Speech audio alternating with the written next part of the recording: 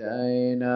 আল্লাহর প্রেম ছাড়া এই দুনিয়ায় কারো কাছে কোনো কিছু চায় না। রাতের আধারে যারা সেজদাতে রয়, দু চোখের শ্রুতে নদী যেন বয়। ছলনার হাত ছানি যতই আসুক, পিছনে ফিরেও সে তাকায় না।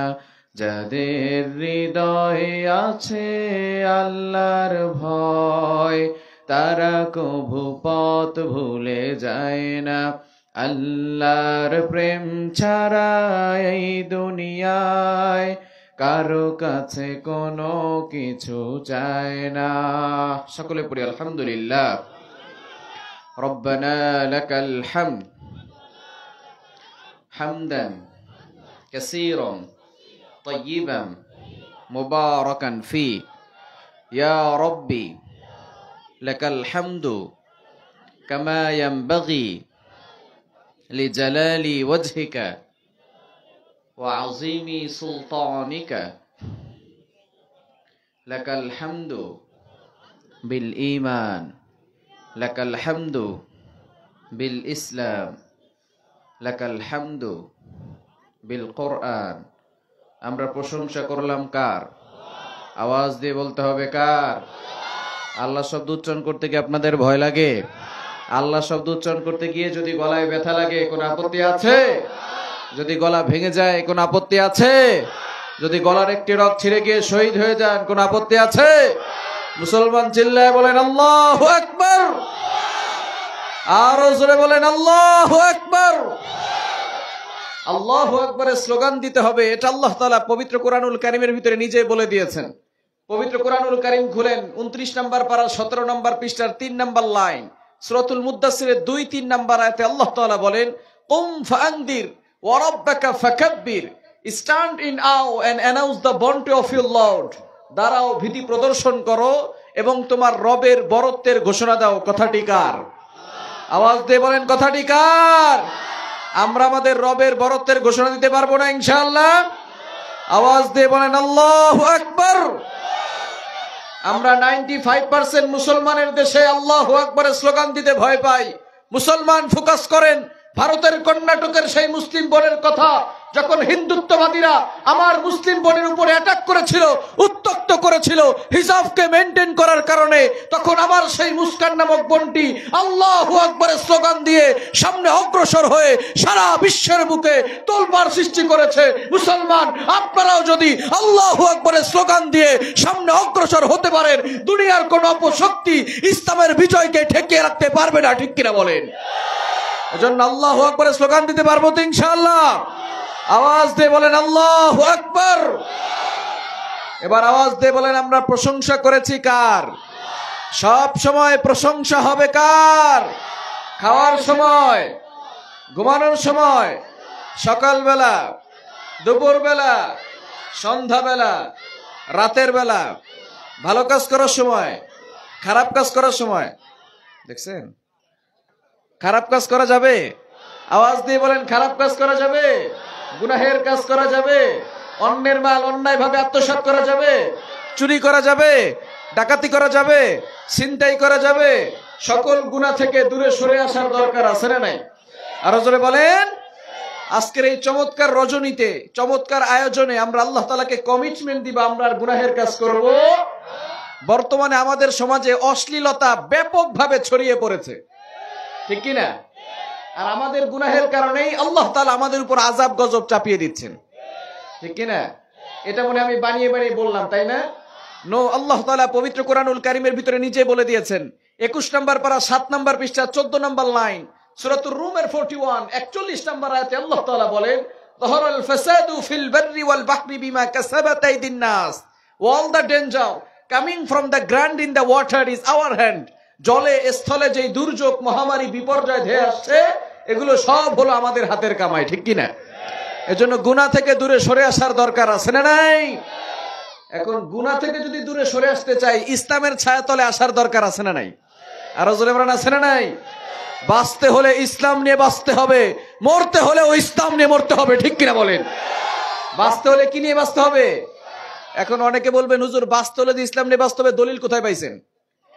আল্লাহ তাআলা পবিত্র কোরআনুল কারীমের ভিতরে নিজে বলে দিয়েছেন, 3 নম্বর পারার 11 নম্বর পৃষ্ঠার 5 নম্বর লাইন, সূরা আল ইমরানের 19 নম্বর আয়াতে আল্লাহ তাআলা বলেন, ইন্নাদ দীনা ইনদাল্লাহিল ইসলাম, surely Islam is the only religion of Allah. আল্লাহ তাআলার কাছে একমাত্র মনোনীত ধর্মের নাম কি? আওয়াজ দিয়ে বলেন কি? সুতরাং বাঁচতে হলে কি নিয়ে বাঁচতে হবে? মরতে হলেও ইসলাম নিয়ে মরতে হবে। অনেকে বলবেন হুজুর মরতে হলে যে ইসলাম নিয়ে মরতে হবে, দলিল কোথায় পাইছেন?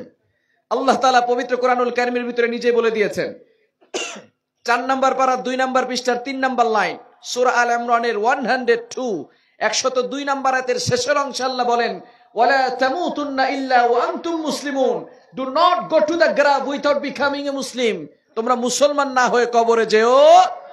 সুতরাং মরতে হলেও কি নিয়ে মরতে হবে? আওয়াজ দিয়ে বলেন কি নিয়ে মরতে হবে? আমরা মরে যাব, আমাদের সন্তানরা বাংলার জমিনে ইসলাম নিয়ে বেঁচে থাকবে, ঠিক কিনা বলেন? এই বাংলার জমিন থেকে কখনো ইসলামকে নিশ্চিহ্ন করা যাবে? অনেকেই চেয়েছিল বাংলার জমিন থেকে ইসলামকে নিশ্চিহ্ন করে দিতে, তারা কি বাংলার জমিন থেকে ইসলামকে নিশ্চিহ্ন করতে পেরেছে? আওয়াজ দিয়ে বলেন পেরেছে? যারাই ইসলামের বিরুদ্ধে ষড়যন্ত্র করেছে তারাই নিশ্চিহ্ন হয়ে গেছে, ঠিক কিনা বলেন? মুরাদ সাহেব এসেছিল, বাংলার জমিনে কোনো হুজুর থাকবে না, কোনো টুপিওয়ালা থাকবে না, কোনো মসজিদ থাকবে না, কোনো মাদ্রাসা থাকবে না। থ্যাঙ্কস, ধন্যবাদ জানাই মাননীয় প্রধানমন্ত্রী শেখ হাসিনাকে, সে তার দল থেকে মুরাদকে বহিষ্কার করেছে, ঠিক কিনা বলেন? এই ঘটনা থেকে এটাই প্রমাণ হয়, এ দেশে লতিফ সিদ্দিকী থেকে শুরু করে মুরাদ পর্যন্ত যারা ইসলামকে নিয়ে ষড়যন্ত্র করেছে তারাই বাংলার জমিন থেকে নিশ্চিহ্ন হয়ে গেছে, ঠিক কিনা বলেন? বাংলাদেশের সব মানুষের নাম বদলাতে পারে, বইয়ের পাতায় স্বাধীনতা সংগ্রাম বদলাতে পারে, বঙ্গোপসাগরের সব পানি যেতে পারে শুকেও, গোটা রাজধানী গিলে নিতে পারে বুড়ি গঙ্গার ঢেউ, সুন্দরবন কেটে হতে পারে ইটের ভাটার লাকড়ি, শিল্পপতিরা দেউলিয়া হয়ে খুঁজতে পারেন চাকরি, চোরগুন্ডারা পেয়ে যেতে পারে মন্ত্রীর মর্যাদা, আইনের হাতে কালো টাকা সব হয়ে যেতে পারে সাদা। অনেকেই বলে এই দেশ নাকি হুজুগ জাতির দেশ, দফায় দফায় বদলায় এর রং ঢং পরিবেশ, তাই বলে ইসলাম তো এদেশে হুজুগে হবে না শেষ, হুজুগে হবে না শেষ। ইসলাম এ মাটির পরতে পরতে জনপদে ঘরে ঘরে, ইসলাম এ জাতির 90% মানুষের অন্তরে, ইসলাম নিয়ে কেউ ছিনিমিনি খেলে এমন শক্তি নেই, আর কিছু থাক না থাক এদেশে ইসলাম থাকবেই, ঠিক কিনা? সবকিছু বদলে যাক এদেশে ইসলাম থাকবেই, ইসলাম ছিল ইসলাম আছে ইসলাম থাকবেই, ঠিক কিনা? মনে রাখতে হবে, নমরুদ এসেছিল ধ্বংস হয়েছে, ফেরাউন এসেছিল ধ্বংস হয়েছে, আবু জাহেল এসেছিল ধ্বংস হয়েছে, উতবা এসেছিল ধ্বংস হয়েছে, সাইবা এসেছিল ধ্বংস হয়েছে। সুতরাং আবু জাহেলের নাতিপুতিরা আসবে, ধ্বংস হবে, কিন্তু ইসলাম সেদিনও ছিল, আজও আছে, কিয়ামত পর্যন্ত ইসলাম থাকবে, ঠিক কিনা বলেন? এজন্য আমরা ইসলামের পক্ষে থাকতে রাজি আছি তো ইনশাআল্লাহ? কারা কারা রাজি আছেন দুহাত তুলে দেখান।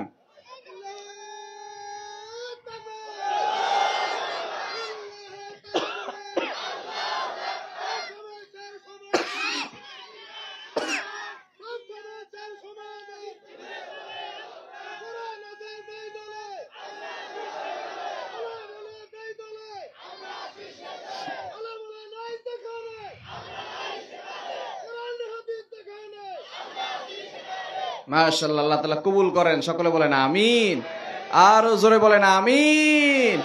এখন অনেকে বাইরে ঘোরাফেরা করতেছে, আমরা জোরে সোরে আল্লাহু আকবার স্লোগান দিতে পারবো না ইনশাআল্লাহ? সবাই হাতগুলো জাগা না পারো সবাই, আমি আল্লাহু নারায়ে তাকবীর বলবো, আপনারা আল্লাহু আকবার বলবেন। এখনো যারা বাইরে ঘোরাফেরা করতেছে তারা যেন করে প্যান্ডেলের ভিতরে চলে আসতে পারে, জোরে সোরে তাকবীর দিতে পারবো না ইনশাআল্লাহ? অনেকের এই আল্লাহু আকবারের স্লোগান ভালো লাগে না, আজকে আল্লাহু আকবারের স্লোগান দিয়ে তাদের কলিজার ভিতরে কম্পন সৃষ্টি করতে হবে, ঠিক কিনা বলেন? নারায়ে তাকবীর, এই আওয়াজে কাজ হবে না, আরো জোরে নারায়ে তাকবীর, আল কোরআনের আলো। এখন আর ঘরে ঘরে চালালে হবে না, সংসদও কোরআন চালু করতে হবে, ঠিক কিনা বলেন? বাতিলদের দিন শেষ, কোরআন হাদিসের বাংলাদেশ, ঠিক কিনা বলেন? আল কোরআনের আলো সারা বিশ্বে জালো, কোরআন আছে যেখানে, কোরআন হাদিস নাই যেখানে, ভণ্ড বাবা যেখানে, সুদ ঘুষ যে দলে, মাদক দ্রব্য যে দলে, বাটপার যে দলে, কোরআনের আইন যেখানে, নারায়ে তাকবীর। আল্লাহ তাআলা আমাদের সকলকে কবুল করেন, সকলে বলেন আমিন। আর একটু জোরে সোরে বলেন না আমিন। আল্লাহু আকবার স্লোগান দিলে কি আপনাদের কষ্ট লাগে নাকি অন্তরে শান্তি লাগে? মুরব্বী বাবাজিদের কষ্ট হয়ে গেছে, কষ্ট হয়ে গেছে। এই আল্লাহু আকবার স্লোগান দিতে পারবো না ইনশাআল্লাহ। অনেকের এই আল্লাহু আকবরের স্লোগান ভালো লাগে না, এরকম লোক সমাজে আছে না নাই? নামের আগে মোহাম্মদ লাগালেই মুসলমান হওয়া যায়। কিছুদিন আগে চট্টগ্রামের ক্লাবের সভাপতি নাদের খান আর তার স্ত্রী দুইজনে মিলে লিখিতভাবে আপত্তি দিয়েছে, আপনারা যে মাইকে আজান দেন এই আজানের আওয়াজটা একটু কমিয়ে দেন। নাউজুবিল্লাহ বাসায় গিয়ে বললেন, জোরে সোরে বলেন না নাউজুবিল্লাহ। শুধু তাই নয়, তারা লিখিতভাবে আরো আপত্তি দিয়েছে, আপনারা যে জুমার সময় মাইকে আলোচনা করেন এটা একটু বন্ধ করে দেন। কেন? আমাদের কষ্ট হয়। জুমার সময় যদি খতিব সাহেব আলোচনা করে এটা যদি আমাদের মা বোনরা শোনে, উপকার হয় কি হয় না? আওয়াজ দিয়ে বলেন, উপকার হয় কি হয় না? এখন কথা হচ্ছে, তারা এই দুইটা লিখিতভাবে আপত্তি দিয়ে নিচে লিখে দিয়েছে, যদি আপনারা আজানের আওয়াজ এবং জুমার আলোচনার আওয়াজ বন্ধ না করেন, আমরা মসজিদে অনুদান দেওয়া বন্ধ করে দিব। ওই ফকিন্নির বাচ্চার টাকা আমাদের দরকার নাই, ঠিক কি না? আজান দিতে আর কয় মিনিট সময় লাগে? যদি 3 মিনিট করে ধরা হয় 3 পাঁচা 15 মিনিট, যদি 4 মিনিট করে ধরা হয় 4 পাঁচা, এই 20 মিনিটের আজানের ধ্বনি যার সহ্য হয় না, সেই লোকটাই রাত 1টার সময় উঠে 1.5 ঘন্টা ধরে খেলা দেখতে পারে, তখন ওর কলেরা হয় না। গানের কনসার্ট হয় তখন তোমার কষ্ট হয় না, হিন্দুদের পূজার সময় উলুধ্বনি হয় তখন তোমার কষ্ট হয় না, 6 ঘন্টা জনসভা চলে তখন তোমার কষ্ট হয় না, মিছিল মিটিং হয় তখন তোমার কষ্ট হয় না, আজানের ধ্বনিতে তোমার কষ্ট হয়। স্পষ্ট ভাষায় ঘোষণা দিয়ে যায়, আজানের ধ্বনি যদি তোর কানের ভিতরে ভালো না লাগে, ওই কানের ভিতরে সীসা ঢেলে দিয়ে কান বন্ধ করে রাখ, তোর কান বন্ধ হতে পারে। বাংলার জমিন থেকে আল্লাহু আকবারের স্লোগান বন্ধ করা যাবে না, ঠিক কিনা বলেন? এজন্য আমরা আল্লাহু আকবারের স্লোগান দিতে পারবো তো ইনশাআল্লাহ। আল্লাহ তাআলা আমাদের সকলকে কবুল করেন, সকলে বলেন আমিন। আজকের এই চমৎকার আয়োজনকে আল্লাহ তাআলা কবুল করেন, সকলে বলেন আমিন। আজকের 14 বাড়ি যুব সমাজের উদ্যোগে যুবক কে কাছে থেকে হাত তুলেন। আচ্ছা, সবাই দেখি যুবক, মাশাআল্লাহ, হাত নামান। অবিবাহিত কে কে আছে, বিয়ে করে না এখনো, তারা হাত তোলেন। আহা, কত কষ্ট মনে নাকি? আল্লাহ তাআলা সবাইকে নেককার স্ত্রীর ব্যবস্থা করে দাও। যুবকরা মহা খুশি, যুবকরা খুশি হয়ে গেছে এখন। আচ্ছা, হাত নামান, হাত নামান। আমি লিল্লাহি তাকবীর বলবো, আপনার আল্লাহু আকবার বলবেন। প্রথমে যারা অবিবাহিত তারা, এরপরে যারা বিবাহিত তাদের বলা। আজকে দেখবো জিতে কারা। প্রথমে কাদের বলা? বিবাহিত না অবিবাহিত? থাকবো তো ইনশাআল্লাহ। আমি লিল্লাহি তাকবীর বলবো, প্রথমে কারা বলবে? অবিবাহিতরা। লিল্লাহি তাকবীর। আপনারা কি মনে করছেন এই আওয়াজ আপনারা জিতে যাবেন? আরো জোরে, লিল্লাহি তাকবীর, লিল্লাহি তাকবীর, লিল্লাহি তাকবীর। এবার কাদের পালা? বিবাহিতরা রেডি তো? হারা যাবে না নাকি? সবাই একসাথে লিল্লাহি তাকবীর। আবার অবিবাহিত যারা তারা আবার দিন না, আবার লিল্লাহি তাকবীর, লিল্লাহি তাকবীর, লিল্লাহি তাকবীর। সভাপতি সাহেব জিতলো কারা? সভাপতি সাহেব কই?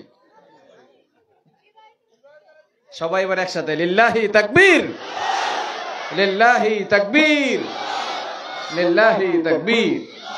আল্লাহ তাআলা আমাদের এই তাকবীরগুলো কবুল করেন, সকলে বলেন আমিন।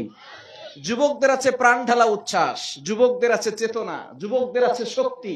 যুবকদের এই শক্তি যদি ইসলামের পক্ষে কাজে লেগে যায়, দুনিয়ার কোন অপশক্তি ইসলামের বিজয়কে ঠেকিয়ে রাখতে পারবে না, ঠিক কিনা বলেন?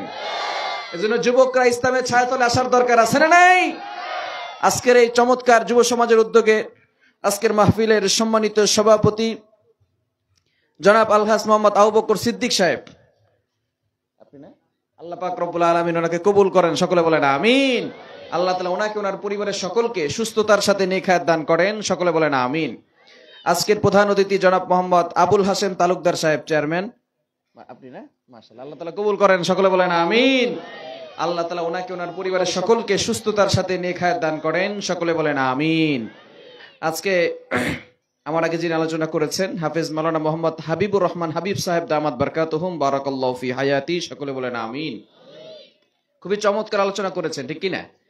এগুলো আমরা আমাদের লাইফে, আমাদের ফ্যামিলি, আমাদের সোসাইটি, প্রত্যেকটা জায়গায় জায়গায় অ্যাপ্লাই করার দরকার আছে না? আর অনেক ওলামায়ে কেরাম আলোচনা করেছেন, আমরা প্রত্যেকটা আলোচনাগুলো আমাদের লাইফে অ্যাপ্লাই করব, পারবো তো ইনশাআল্লাহ? আমিও আপনাদেরকে কিছু মেসেজ দিতে চাই, মেসেজগুলো বাড়িতে নেওয়ার দরকার আছে না? মুআজ্জাজ মুকাররম, জাতির মাথার মুকুট, ওয়ারাসাতুল আম্বিয়া, হযরত উলামায়ে কেরাম, দূর দূরান্ত থেকে আগত আল্লাহ পাক রব্বুল আলামিনের আশিকিন, জাকিরিন, শাকিরিন, মুহিব্বিন, মুরব্বিয়ান আযম, কলিজার টুকরা আমার সমবয়সী যুবক বন্ধুগণ, স্নেহের ছোট ভাইয়েরা, পর্দার আড়ালে অবস্থানরত শ্রদ্ধা ও সম্মানিতা মা ও বোনেরা, সর্বপ্রথম আল্লাহ পাক রব্বুল আলামিনের দরবারে লক্ষ কোটি শুকর ও সুজুদ যে আল্লাহ তাআলা আমাকে আপনাকে বিশ্বের এই ভয়াবহ পরিস্থিতির মধ্য দিয়েও সুস্থতার নিয়ামত দান করে দিন একটি মাজলিসে বসে কোরআন ও সুন্নাহর আলোকে সহিহ তরিকায় কিছু কথাবার্তা বলা এবং শ্রবণ করার তৌফিক এনায়েত করেছেন। এই কারণে সকলেই অন্তরের অন্তঃস্থল থেকে, মনের মণিকুঠা থেকে ইমানি বলে বলিয়ান হয়ে উচ্চ কণ্ঠে আরো একবার বলি আলহামদুলিল্লাহ। লক্ষ্য করি দুরূদ ও সালাম সাইয়্যিদুল মুরসালিন, রাহমাতুল লিল আলামিন, শাফিউল মুজনিবিন, সাইয়্যিদুস সাকালাইন, সাইয়্যিদুল আম্বিয়া, ইমামুল আম্বিয়া, আকায়ে নামদার, তাজদারি মদিনা, আহমদ মুস্তাফা, মুহাম্মদুর রাসূলুল্লাহ সাল্লাল্লাহু আলাইহি ওয়াসাল্লামের উপর। মুহতারাম হাজরিন, আমি আপনাদের সম্মুখে পবিত্র কোরআনুল কারীমের 18 নম্বর পারার 1 নম্বর পৃষ্ঠার 3 নম্বর লাইন সূরাতুল মুমিনুনের 1 এবং 2 নম্বর আয়াত তেলাওয়াত করেছি। আল্লাহ রাসূল সাল্লাল্লাহু আলাইহি ওয়াসাল্লামের অসংখ্য অগণিত হাদিসসমূহের মধ্যে থেকে বুখারী শরীফের 5027 নম্বর হাদিস পাঠ করেছি। যদি আল্লাহ তাআলা আমাকে তৌফিক এনায়েত করেন, সূরাতুল মুমিনুন থেকে এবং বুখারী শরীফের 5027 নম্বর হাদিস থেকে কিছু আলোচনা করার চেষ্টা করব ইনশাআল্লাহ। ওমা তাওফীকি ইল্লা বিল্লাহ। আপনারা থাকবেন তো ইনশাআল্লাহ? আমি আপনাদেরকে যে মেসেজগুলো দিতে চাই, মেসেজগুলো বাড়িতে নেওয়ার দরকার আছে না নাই? দাদার নাতি ওয়াজ শুনতে গেছে, ওয়াজ শুনতে যাওয়ার পরে প্রধান বক্তা যিনি ছিলেন তিনি বলেছেন, দেখেন আমাদের বাংলাদেশে ওয়াজ তো কম হয় না, অনেক ওয়াজ হয়, কিন্তু আমরা আমল করি। প্রধান বক্তা বললেন, দেখেন আমি আলোচনা শেষ, সর্বশেষে একটা মেসেজ দিতে চাই, একটা নসিহত করতে চাই, যেখানেই থাকেন না কেন এই একটা মেসেজ সারা জীবন মনে রাখবেন। মেসেজটা কি? সবাই এবার কৌতূহলবশত বসেছে প্রধান বক্তা কি বলতে চাচ্ছে। প্রধান বক্তা বলতেছে, যেখানেই থাকেন না কেন ফরজ কখনো তরক করা যাবে না। ফরজ তরক করা যাবে? আওয়াজ দিয়ে বলেন, ফরজ তরক করা যাবে? এই কথা বলে প্রধান বক্তা মোনাজাত দিয়ে দিয়েছে। এবার সবাই বাড়ির দিকে রওনা হয়েছে। দাদার নাতি তারাও বাড়ির দিকে রওনা হয়েছে। প্রতিমধ্যে একটা খাল বেঁধেছে। খাল চিনেন আপনারা? খাল চিনেন না? মাশাআল্লাহ। খালে যদিও পানি অল্প, তবে হাঁটুর উপর পর্যন্ত উঠে যাবে। এবার যখন খালের কাছাকাছি গেছে, গভীর রাত, নৌকাও নাই, মাঝিও নাই, নাতি মনে মনে চিন্তা করতেছে, দেখি দাদায় কি করে। এবার দাদা যখন খালের কাছাকাছি গেছে, নৌকাও নাই, মাঝিও নাই, কি করবে? দাদা নামতে নামতে খালে নেমে গেছে। এখন থেকে লুঙ্গি তো ভিজে যাওয়ার কায়দা, লুঙ্গি উঠাইতে উঠাইতে কাপ পর্যন্ত উঠাইছে। এবার নাতি দাদাকে ডাক দিয়ে বলছে, দাদা কি ওয়াজ শুনলেন আর কি আমল করলেন? প্রধান বক্তা বলেছে, যেখানেই থাকেন না কেন ফরজ কখনো তরক করা যাবে না। আপনি কি জানেন না হাঁটুর উপরে কাপড় উঠালে ফরজ তরক হয়? এবার দাদা নাতিকে ডাক দিয়ে বলেছে, নাতি কত বছর ওয়াজ শোনো? তোমার বাবা কত বছর ওয়াজ শোনে? 40 বছর ধরে ওয়াজ শুনি, আজ পর্যন্ত কোন ওয়াজ খালের ওই পারে নেই, সব এই পারেই রেখে গেছে। এখন আপনারা কি ওই পারে নেবেন না এই পারেই রেখে যাবেন? বাড়ি পর্যন্ত নেওয়ার দরকার আছে না নাই? আসুন আমরা সরাসরি কোরআন থেকে আলোচনা শুনি। যে কোরআনে কোনো ভুল আছে? কোনো সংশয় আছে? কোনো মিথ্যা কথা আছে? এই কোরআনে যিনি সবকিছু দিয়েছেন তিনি কে? আওয়াজ দিয়ে বলেন, তিনি কে? আল্লাহ তাআলা খুবই চমৎকার একটি কোরআন আমাদেরকে দিয়েছেন। এই কোরআন যে ঘরের ভিতরে তেলাওয়াত করা হবে, ওই ঘরের ভিতরে আল্লাহ পাক রব্বুল আলামিন বৃষ্টির মতো রহমত নাজিল করে দিবেন। আর একটু জোরে সোরে বলেন সুবহানাল্লাহ। মুসলমান সুবহানাল্লাহ বলতেই চায় না। এই সুবহানাল্লাহর এত দাম, কোন ব্যক্তি যদি একবার সুবহানাল্লাহ পাঠ করে, আল্লাহ পাক রব্বুল আলামিন তার জন্য জান্নাতে একটা গাছ লাগায় দেয়। এত বড় গাছ, আরবে দ্রুতগামী ঘোড়া 500 বছর পর্যন্ত দৌড়াইলেও ওই গাছের ছায়া শেষ করতে পারবে না। আর একটু জোরে সোরে বলেন না সুবহানাল্লাহ। সুলাইমান আলাইহিস সালামের নাম শুনেছেন আপনারা? সুলাইমান আলাইহিস সালাম একবার আল্লাহর কাছে দোয়া করতেছেন, আয় আল্লাহ আমাকে এমন একটা রাজত্ব দাও, লা ইয়ামবাগি লি আহাদিম মিন বাদি, যেটা শুধু আমাকে দিবা আর কাউকে দিবা না। আল্লাহ বললেন, সুলাইমান দরখাস্ত মঞ্জুর, তবে তোমাকে শুধু মানুষের উপরে নয়, তামাম সৃষ্টি জগতের সকল সৃষ্টির উপরে তোমাকে রাজত্ব দিয়া দিলাম। জিন পরি দেওদানব পশু পাখি পিঁপড়া সহ সব সুলাইমান আলাইহিস সালামের অধীনে। কোরআন বলে ওয়াসাখখারনা লাহুর রিহ, বাতাসও সুলাইমান আলাইহিস সালামের অধীনে। সুলাইমান আলাইহিস সালাম যদি কখনো কোথাও যাওয়ার জন্য ইচ্ছা করতেন, তাহলে তার এই সিংহাসন, মন্ত্রী পরিষদ, শান শৌকত সবকিছু এক জায়গা থেকে অন্য জায়গায় বিমানের মতো উড়ে যেতে বলেন সুবহানাল্লাহ। একটু জোরে সোরে বলেন না সুবহানাল্লাহ। একবার তার এই সিংহাসন, মন্ত্রী পরিষদ, শান শৌকত এক জায়গা থেকে অন্য জায়গায় বিমানের মতো উড়ে যাচ্ছে। এমন সময় নিচ থেকে এক কৃষক এই সিংহাসন দেখে অবাক হয়ে মাথায় হাত দিয়ে বলতেছে সুবহানাল্লাহ। কি বলছে এটা? আওয়াজ দিয়ে বলেন না। বাতাস এই সুবহানাল্লাহর আওয়াজটা সুলাইমান আলাইহিস সালামের কান পর্যন্ত পৌঁছে দিয়েছে। সুলাইমান আলাইহিস সালাম বলে, সিংহাসন এখানেই ল্যান্ড করো। যখন সিংহাসন নিচে নামছে, যে ব্যক্তি সুবহানাল্লাহ বলছে, কলিজায় পানি আছে? কি বলেন, কলিজায় পানি আছে? সুলাইমান আলাইহিস সালাম ডাক দিয়েছেন, ইয়া হাদা তাল, হেই ম্যান কাম হিয়ার, এদিকে আসো। আমি যখন উপর দিক দিয়ে যাচ্ছিলাম তখন তুমি কি বলছো? বলে, হুজুর আমাকে ক্ষমা করেন, আমি কিছু বলিনি। বলে, না তুমি কি বলছো তাড়াতাড়ি বলো। হুজুর আল্লাহর রাস্তে আমাকে ক্ষমা করেন, আমি কিচ্ছু বলি নাই। বলে, না তুমি একটা শব্দ বলছো, কি বলছো তাড়াতাড়ি বলো। এবার বলতেছে, হুজুর আমি ইচ্ছা করে কিছু বলি নাই, আপনারই সিংহাসন দেখে, আপনারই শান শৌকত দেখে, আপনারই মন্ত্রী পরিষদ দেখে ইচ্ছা করে কিছু বলি নাই, অটোমেটিক আমার মুখ থেকে সুবহানাল্লাহ বের হয়ে গেছে। সুলাইমান আলাইহিস সালাম ডাক দিয়ে বলে, বাবা তুমি কি বলছো? তুমি কি জানো তোমার এই সুবহানাল্লাহ যদি এক পাল্লায় রাখা হয়, আমার এই সিংহাসন, মন্ত্রী পরিষদ, শান শৌকত সবকিছু যদি এক পাল্লায় রাখা হয়, তাহলে তোমার এই সুবহানাল্লাহর পাল্লাটা কয়েক কোটি গুণ বেশি ভারী হয়ে যাবে। এজন্য সুবহানাল্লাহ বলার দরকার আছে না নাই? আল্লাহ পাক রব্বুল আলামিন এমন একটা চমৎকার কিতাব আমাদেরকে দিয়েছেন প্রেসক্রিপশন হিসেবে, যে কোরআন দিয়ে কোনো ব্যক্তি যদি চলাফেরা করে, কোন ব্যক্তির জীবনটাকে যদি কোরআন দিয়ে চালায়, আল্লাহ তাআলা তাদেরকে দুনিয়াতেও শান্তি দিবেন, আখিরাতেও জান্নাতের ব্যবস্থা করে দিবেন। এজন্য কোরআন আঁকড়ে ধরার দরকার আছে না নাই? আরো জোরে বলেন, আছে না নাই? এই কোরআন আমরা সবসময় আঁকড়ে ধরতে পারবো তো ইনশাআল্লাহ? কোরআনের কথা শুনতে রাজি আছি তো ইনশাআল্লাহ? কোরআনের কথা আপনার বিপক্ষে চলে যেতে পারে, কোরআনের কথা আপনার কলিজায় গিয়ে আঘাত লাগাতে পারে। খুশি হব না সংশোধন হব? খুশিও হতে হবে, সংশোধনও হতে হবে। হুজুরের উপরে ক্ষিপ্ত হয়ে কোনো ফায়দা হবে? কোরআন যদি আমার বিরুদ্ধে চলে যায়, আপনি আর চলন একদিকে, আর কোরআন বলে না এই পথে চলা যাবে না। কোরআন বাদ না চলন বাদ? ভালো করে বুঝেন। আপনি চলেন এক পথে, কোরআন বলে না এই পথে চলা যাবে না। কোরআন বাদ না চলন বাদ? আপনার পীর বলে এক কথা, কোরআন বলে আর এক কথা। কোরআন বাদ না পীর বাদ? আপনার নেতা নেত্রী বলে এক কথা, কোরআন বলে আর এক কথা। কোরআন বাদ না নেতা নেত্রী বাদ? যেই নেতা কোরআনের বিপক্ষে কথা বলবে, সেই নেতার কথা মানা যাবে না, ঠিক কিনা বলেন? এজন্য কোরআনকে আঁকড়ে ধরার দরকার আছে না নাই? এই কোরআনে যিনি সবকিছু দিয়েছেন তিনি কে? 7 নম্বর পারার 11 নম্বর পৃষ্ঠার 7 নম্বর লাইন, সূরাতুল আনআমের 38 নম্বর আয়াতে রব্বুল আলামিন বলেন, মা ফাররাতনা ফিল কিতাবি মিন শাই, I have not left anything in the Quran. আমি কোরআনে কোনো কিছু বাকি রাখি নাই। বলেন সুবহানাল্লাহ। এটা এমন একটা কিতাব যে কিতাবের শুরুতেই আল্লাহ তাআলা চ্যালেঞ্জ ছুড়ে দিয়েছেন, যালিকাল কিতাবু লা রাইবা ফি, the book in which there is no doubt। এটা এমন একটা কিতাব যে কিতাবের ভিতরে কোনো সন্দেহ, কোনো সংশয় আছে, কোনো মিথ্যা কথা আছে? সুতরাং সব সমস্যার সমাধান দিতে পারে।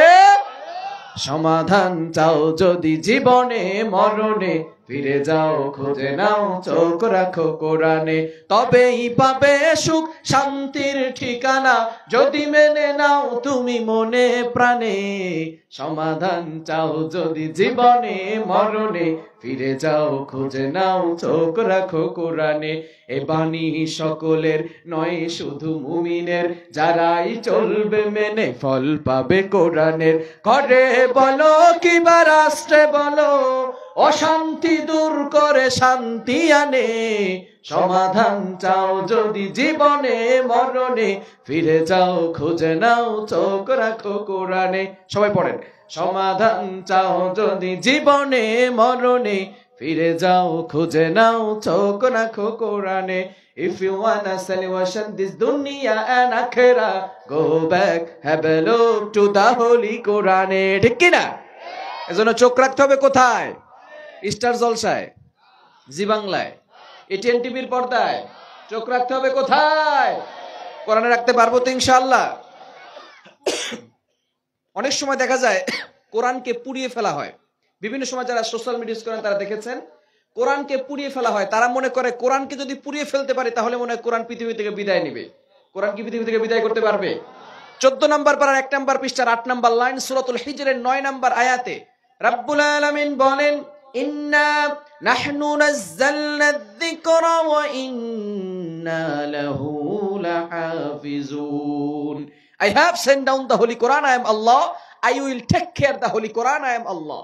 এই কোরআন নাজিল করেছে আমি আল্লাহ, এই কোরআন হেফাজত করব আমি আল্লাহ। একটা আওয়াজ দিয়ে বলেন, কোরআন নাজিল করেছেন কে? আরো জোরে বলেন, কে? এই কোরআনকে হেফাজত করবেন কে? দুনিয়ার কোন শক্তি এই কোরআনকে পৃথিবী থেকে বিদায় করতে পারবে? আওয়াজ দিয়ে বলেন, পারবে? ইংল্যান্ডের পার্লামেন্টে একবার স্পিকার কোরআনকে হাতে নিয়ে বলে, আমরা 250 বছর রাজত্ব কায়েম করেছি, কিন্তু আমরা আমাদের রাজত্ব টিকিয়ে রাখতে পারি নাই। সুতরাং এই কোরআন যতদিন পৃথিবীর বুকে থাকবে আমরা আমাদের রাজত্ব টিকিয়ে রাখতে পারবো না, কোরআনকে পৃথিবী থেকে বিদায় করতে হবে। তখন ইংল্যান্ডের পার্লামেন্ট স্পিকার কোরআনটাকে তাদের সেই ডাস্টবিনে নিক্ষেপ করে ফেলে দেয়, বলেন নাউজুবিল্লাহ। এই ঘটনাকে কেন্দ্র করে ভারত উপমহাদেশে 3.5 লক্ষ কোরআনের কপি আগুন দ্বারা জ্বালিয়ে দেওয়া হয়। তখন এক দিল্লির হুজুর তার ছোট্ট হাফেজ বাচ্চাকে নিয়ে সেই ইহুদি খ্রিস্টানদের দালালদেরকে বলেছিল, ও ইহুদি খ্রিস্টানদের দালালরা, তোমরা 3.5 লক্ষ নয় 10 লক্ষ কোরআনের কপি আগুন দ্বারা জ্বালিয়ে দিতে পারো, কিন্তু এই বাচ্চার সিনার মধ্যে যে কোরআন আছে পারলে এই কোরআনকে জ্বালিয়ে দেখাও। কোরআন জ্বালাতে পারবে?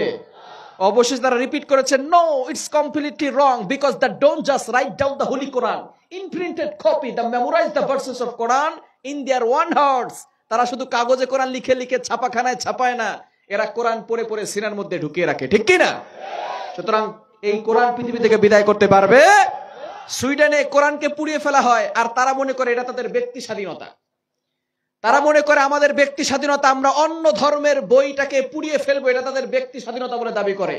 এটা যদি তাদের ব্যক্তি স্বাধীনতা হয়, আমরাও স্পষ্ট ভাষায় ঘোষণা দিতে চাই, কোরআনকে পুড়িয়ে ফেলা যদি তাদের ব্যক্তি স্বাধীনতা হয়, তাহলে মুসলমানদের ধর্মীয় স্বাধীনতা হচ্ছে তাকে হত্যা করে টুকরো টুকরো করে ফেলা। ঠিক কিনা বলেন?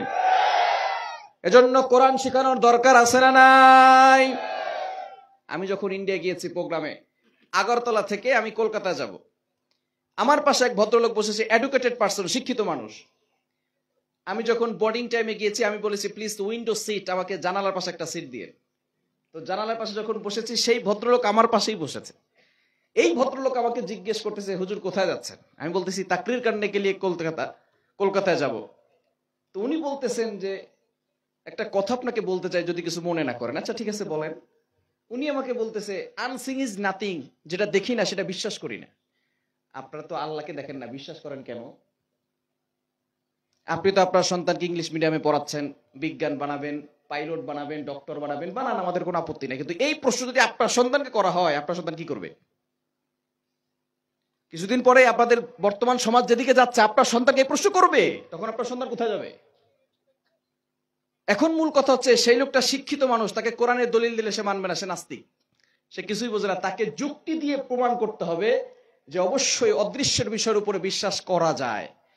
তো আমাদের অভ্যন্তরীণ যে বিমানগুলো আছে, আজকে আমি বিমানে এসেছি, তো বিমানে আমাদেরকে ছোট একটা টিফিনের ব্যবস্থা করে। বাংলাদেশে বার্গার দেয়, ছোট্ট কেক দেয়, অথবা চকলেট দেয়।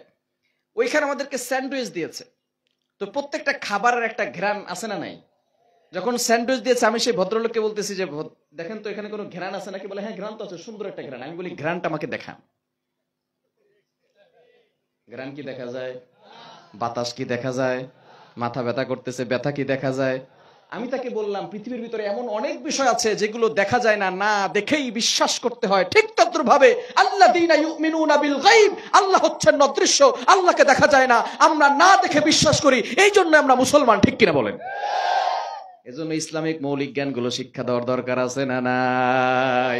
আসুন আমরা সেই কোরআন থেকে আজকে আলোচনা শুনবো। আলোচনা শুনে যেতে পারবো তো ইনশাআল্লাহ? আমরা আজকে যে সূরা থেকে আলোচনা শুনবো, সূরাতুল মুমিনুন। সূরার নাম কি? আলোচনা ভালো করে শুনে বুঝে তারপরে বাড়িতে ফিরতে হবে। পারবো তো ইনশাআল্লাহ? কেউ উঠবেন না, আলোচনা শেষ করবেন, অথবা দুইজন দাঁড়িয়ে বলবেন হুজুর আলোচনা ভালো লাগতেছে না, শেষ করে দেন, মুনাজাত করে দিব। ঠিক আছে না ইনশাআল্লাহ? আজকে আমরা যে সূরা থেকে আলোচনা শুনবো, সূরার নাম কি? সূরাতুল, আগামীকাল যেন বলতে পারেন ঢাকা থেকে হুজুর আসছে সূরাতুল মুমিনুন থেকে আলোচনা করেছে। 18 নম্বর পারার 1 নম্বর পৃষ্ঠায় সূরাটি অবস্থিত। পবিত্র কোরআনুল কারীমের 114টি সূরার ভিতরে 23 নম্বর সূরা। কত নম্বর সূরা? এই সূরাটি মক্কা অবতীর্ণ হয়েছে, মাদানী সূরা নয়। এটা কোন সূরা? মাক্কি সূরা, অর্থাৎ এটা মক্কা অবতীর্ণ হয়েছে। সূরাতুল মুমিনুনের ভিতরে আল্লাহ পাক রব্বুল আলামিন মুমিনদের 7টি কোয়ালিটি বর্ণনা করেছেন। কয়টি কোয়ালিটি? আওয়াজ দিয়ে বলেন কয়টি? 7টি কোয়ালিটি বর্ণনা করেছেন। আমরা তো অনেকে নামের আগে মোহাম্মদ লাগালেই মুসলমান হয়ে যাই। নামের আগে মোহাম্মদ লাগালেই মুসলমান হওয়া যায় না। মুমিনুদ্দিন নাম হলেই কিন্তু মুমিন হওয়া যায় না, ঠিক কি না? আমাদের সমাজে কিছু মানুষ আছে, দেখবেন চায়ের স্টলে বসে পায়ের উপরে পা তুলে চা খায় আর বলে নামাজ না পড়লে কি হয়েছে, সুদ খাইলে কি হয়েছে, ঘুষ খাইলে কি হয়েছে, ঈমান ঠিক আছে। এরকম মুসল্লি সমাজে আছে না নাই? আল্লাহ বলছে না, ঈমানের দাবিদার হলে হবে না, ঈমানদার হতে হবে। দুই জিনিস, একটা হচ্ছে ঈমানের দাবিদার আর একটা হচ্ছে ঈমানদার। বুঝতেছেন আপনারা? ঈমানের দাবিদার কাকে বলে আর ঈমানদার কাকে বলে? আপনি নিজে টাকা পয়সা দিয়ে জমি কিনছেন, আপনি হচ্ছেন জমিদার। কিন্তু আরেকজন টাকা পয়সা দিয়ে কিনে নাই, জোর করে দখল করে জমি নিছে, সে কি জমিদার নাকি জমিনের দাবিদার? ঠিক তদ্রুপ ভাবে ঈমানদার আছে আর ঈমানের দাবিদার আছে। আমাদের সমাজে ঈমানদার কম, ঈমানের দাবিদার বেশি, ঠিক কি না? ঈমানদার হতে হবে, পরিপূর্ণ মুমিন হতে হবে। আর পরিপূর্ণ মুমিন হওয়ার জন্য আল্লাহ তাআলা 7টি বৈশিষ্ট্য বর্ণনা করে দিয়েছেন। কোরআন বড় মজার কিতাব। যেখানে আল্লাহ পাক রব্বুল আলামিন মুনাফিকদের ব্যাপারে আলোচনা করেছেন, সেখানে মুনাফিকদের বৈশিষ্ট্য তুলে ধরেছেন। যেখানে আল্লাহ তাআলা কাফেরদের ব্যাপারে আলোচনা করেছেন, সেখানে কাফেরদের বৈশিষ্ট্য তুলে ধরেছেন। কুল ইয়া আইয়ুহাল, আছে না নাই? এখানে আল্লাহ তাআলা মুমিনদের বৈশিষ্ট্য তুলে ধরেছেন। এখন মুমিন হওয়ার দরকার আছে না নাই? আল্লাহ পাক রব্বুল আলামিন জানিয়ে দিয়েছেন এই 7টি কোয়ালিটি যারা তাদের নিজের ভিতরে ফিট করতে পারবে, আমি আল্লাহ তাদেরকে সবচেয়ে বড় পুরস্কার জান্নাতুল ফেরদাউসের মালিক বানায় দিব। বলেন সুবহানাল্লাহ। ওই জান্নাতে যেতে চাই কি চাই না? আর রাসূলে বলেন চাই কি চাই না? We all want to be successful, but many of us don't know what success is. আমরা সকলেই সফলতা অর্জন করতে চাই, কিন্তু কোন জিনিসে সফলতা আছে এটা আমরা অনেকে জানি। Many people think that being able to have money is success. অনেকে মনে করে যদি টাকা পয়সা উপার্জন করতে পারি তাহলে আমি সফল কাম। And many people think that being able to have power is success. অনেকে মনে করে যদি আমি ক্ষমতা উপার্জন করতে পারি তাহলে আমি সফল কাম। And many people think that being able to have wealth is success. অনেকে মনে করে যদি আমি সম্পদ উপার্জন করতে পারি তাহলে আমি সফল কাম। এর কোনটার ভিতরে আল্লাহ তাআলা সফলতা রাখেন? টাকা পয়সা আজকে আছে কালকে নাও থাকতে পারে, অথবা টাকা পয়সা আছে কোটি কোটি টাকার মালিক আপনি, অনেক বিঘা সম্পদ আপনার আছে, জমি আপনার আছে, আজকে রাতে ঘুমিয়েছেন, ঘুম ভাঙলেই সকাল, না ভাঙলেই কিন্তু পরকাল, ঠিক কিনা? একটা টাকাও কি কবরে নিয়ে যেতে পারবেন? কিভাবে নেবেন? কাফনের তো কোনো পকেট আছে? বুঝা গেল টাকা পয়সা মূল সফলতার চাবিকাঠি নয়। অনেকে মনে করে ক্ষমতা হচ্ছে মূল সফলতার চাবিকাঠি। যে থাকে চেয়ারে সে থাকে গিয়ারে, ঠিক কিনা? জোরে সোরে বলেন না। চেয়ার পাইলে, ক্ষমতা পাওয়ার পরে মনে করে আমার থেকে বড় আর কে আছে, আমি সবচেয়ে বড়। গরিবের উপর অত্যাচার করেন, শাসনের নামে শোষণ করেন, অহংকারী ভাব দেখায়, আমি ক্ষমতা পেয়ে গেছি, আমি এই হয়ে গেছি, আমি সেই হয়ে গেছি। একটা আওয়াজ দিয়ে বলেন তো, ফেরাউনকে ক্ষমতা দিয়েছিলেন কে? সেই ক্ষমতা কি এখনো আছে? নমরুদকে ক্ষমতা দিয়েছিলেন কে? নমরুদকে আল্লাহ পাক রব্বুল আলামিন ক্ষমতা দিয়েছিলেন। নমরুদ আল্লাহর সাথে গাদ্দারি করেছেন, সন্ত্রাস হয়েছেন। মিয়া কত বড় সন্ত্রাস হয়েছেন! বর্তমানে সারা পৃথিবীর সকল সন্ত্রাসকে যদি এক পাল্লায় রাখা হয় আর নমরুদকে যদি এক পাল্লায় রাখা হয়, তাহলে নমরুদের 100 ভাগের 1 ভাগ হতে পারবে না। এই নমরুদকে আল্লাহ সাইজ করছে ল্যাংরা মশা দিয়া, ঠিক কি না? আর এখন আল্লাহর বসাও লাগে না। সূরাতুল ফাতহের 6 নম্বর আয়াতে আল্লাহ বলেন, ওয়ালিল্লাহি জুনুদুস সামাওয়াতি ওয়াল আরদ। আল্লাহর বাহিনী আসমানেও আছে, জমিনেও আছে। এমন প্রাণী আল্লাহ তাআলা ছেড়ে দিয়েছে আমরা দেখতেও পারি না, নাম দিয়েছি করোনা ভাইরাস, ঠিক কিনা? অনেকে অহংকার দেখে আমি এই হয়ে গেছি সেই হয়ে গেছি। ভারতে গেলাম, এক ডক্টরের সাথে কথা বললাম, হিন্দু ডাক্তার, আমাদের আলোচনা শুনে আলহামদুলিল্লাহ, জোরে সোরে বলেন না আলহামদুলিল্লাহ। বলে হুজুর আমি আপনার আলোচনা শুনি, অনেক হিন্দু ভাইরা আমাদের আলোচনা শুনে, এমনকি ডাক্তার, শিক্ষিত মানুষ, এডুকেটেড পারসন আমাদের আলোচনা শুনে, মাশাআল্লাহ। তিনি আমাকে বলতেছে হুজুর এক ব্লাডের ভিতরে 5 ধরনের ক্যান্সার হওয়ার সম্ভাবনা আছে। আপনি অহংকার করেন কিসের মিয়া? শুধু তাই নয়, তিনি আমাকে বলতেছেন হুজুর আমাদের মাথার ভিতরে চোখের সাথে 1,70,00,000 চিকন চিকন রগ আছে। সুবহানাল্লাহ বলতে পারলেন না? 1,70,00,000 চিকন চিকন রগ আছে। একটা রগ যদি ছিঁড়ে যায় হুজুর সে সাথে সাথে পাগল হয়ে যাবে। তো কি বুঝলেন, একটা রগ ছিঁড়তে গিয়ে আল্লাহর অনেক সময় লাগবে। মুহূর্তের ভিতরে কোন বলতে হবে না, আল্লাহর সাথে সাথে যদি রগটা ছিঁড়ে যায় ল্যাংটা হয়ে পাগলের মতো ঘোরা লাগবে, ঠিক কিনা বলেন? আল্লাহ পাক রব্বুল আলামিন নমরুদকে ক্ষমতা দিয়েছিল, আবার জুতা পিটা করে নমরুদকে ক্ষমতা থেকে নামাইছে। এখনো যারা ক্ষমতা পাওয়ার পরে আল্লাহর সাথে গাদ্দারি করবে তাদেরকেও জুতা পিটা করে দুনিয়া থেকে বিদায় করা হবে। এজন্য ক্ষমতা মূল সফলতার চাবিকাঠি নয়, টাকা পয়সা মূল সফলতার চাবিকাঠি নয়, সম্পদ মূল সফলতার চাবিকাঠি নয়। তাহলে বলবেন হুজুর তাহলে সফলতা কোথায় আছে? আল্লাহ নিজে বলে দিয়েছেন 28 নম্বর পারার 5 নম্বর 7 নম্বর পৃষ্ঠার 5-6 নম্বর লাইন সূরাতুল হাসরের 20 নম্বর আয়াতে রব্বুল আলামিন বলেন লা ইয়াস্তাভি আসহাবুন নারি ওয়া আসহাবুল জান্নাহ আসহাবুল জান্নাতি হুমুল Faizun. The people of paradise and the people of hellfire, they never be equal ever. The people of paradise gain the ultimate success in life. যারা জান্নাতি আর যারা জাহান্নামী তারা কখনো সমান হতে পারে? যারা জান্নাতি তারাই হলো সফল কাম। কথাটি কার? এজন্য 60টি গুণ যদি আমাদের ভিতরে থাকে আমাদেরকেও সফলতা দান করিয়ে জান্নাত দিবেন একজন, তিনি কে? ওই জান্নাতে যেতে চাই কি চাই না? আরো জোরে বলেন চাই কি চাই না? আল্লাহ তাআলা জান্নাতটাকে সহজ করে দিয়েছেন। এক্সাম্পল দিলে সুন্দর বুঝতে পারবেন। আজকে যারা এশারের নামাজ পড়েছেন, মসজিদে ঢুকেছেন, ইমাম সাহেবকে আপনাদের কাছ থেকে 50 টাকা জরিমানা নিছে, সভাপতি সাহেব নিছে, সেক্রেটারি সাহেব নিছে। বোঝা গেল আপনি ফ্রিতে মসজিদে ঢুকে জান্নাতে যেতে পারেন, কিন্তু সিনেমা হলে যেতে টাকা লাগে কি লাগে না? ওয়াইফাই বিল আছে না নাই? ডিশের বিল আছে না নাই? মদ খাইতে টাকা লাগে কি লাগে না? গাঞ্জা কিনতে টাকা লাগে কি লাগে না? মুসলমান ফ্রিতে মসজিদে ঢুকে জান্নাতে যেতে চায় না, তবে টাকা দিয়া জাহান্নামে যেতে চায়। মুসলমান আল্লাহ জান্নাতটাকে সহজ করে দিয়েছেন। আল্লাহ তাআলা বলে দিয়েছেন মুমিন হতে হলে ভালো করে পরিপূর্ণ ইমানদার হতে হবে। ইমানদার যদি হতে হয় 60টি গুণ লাগবে।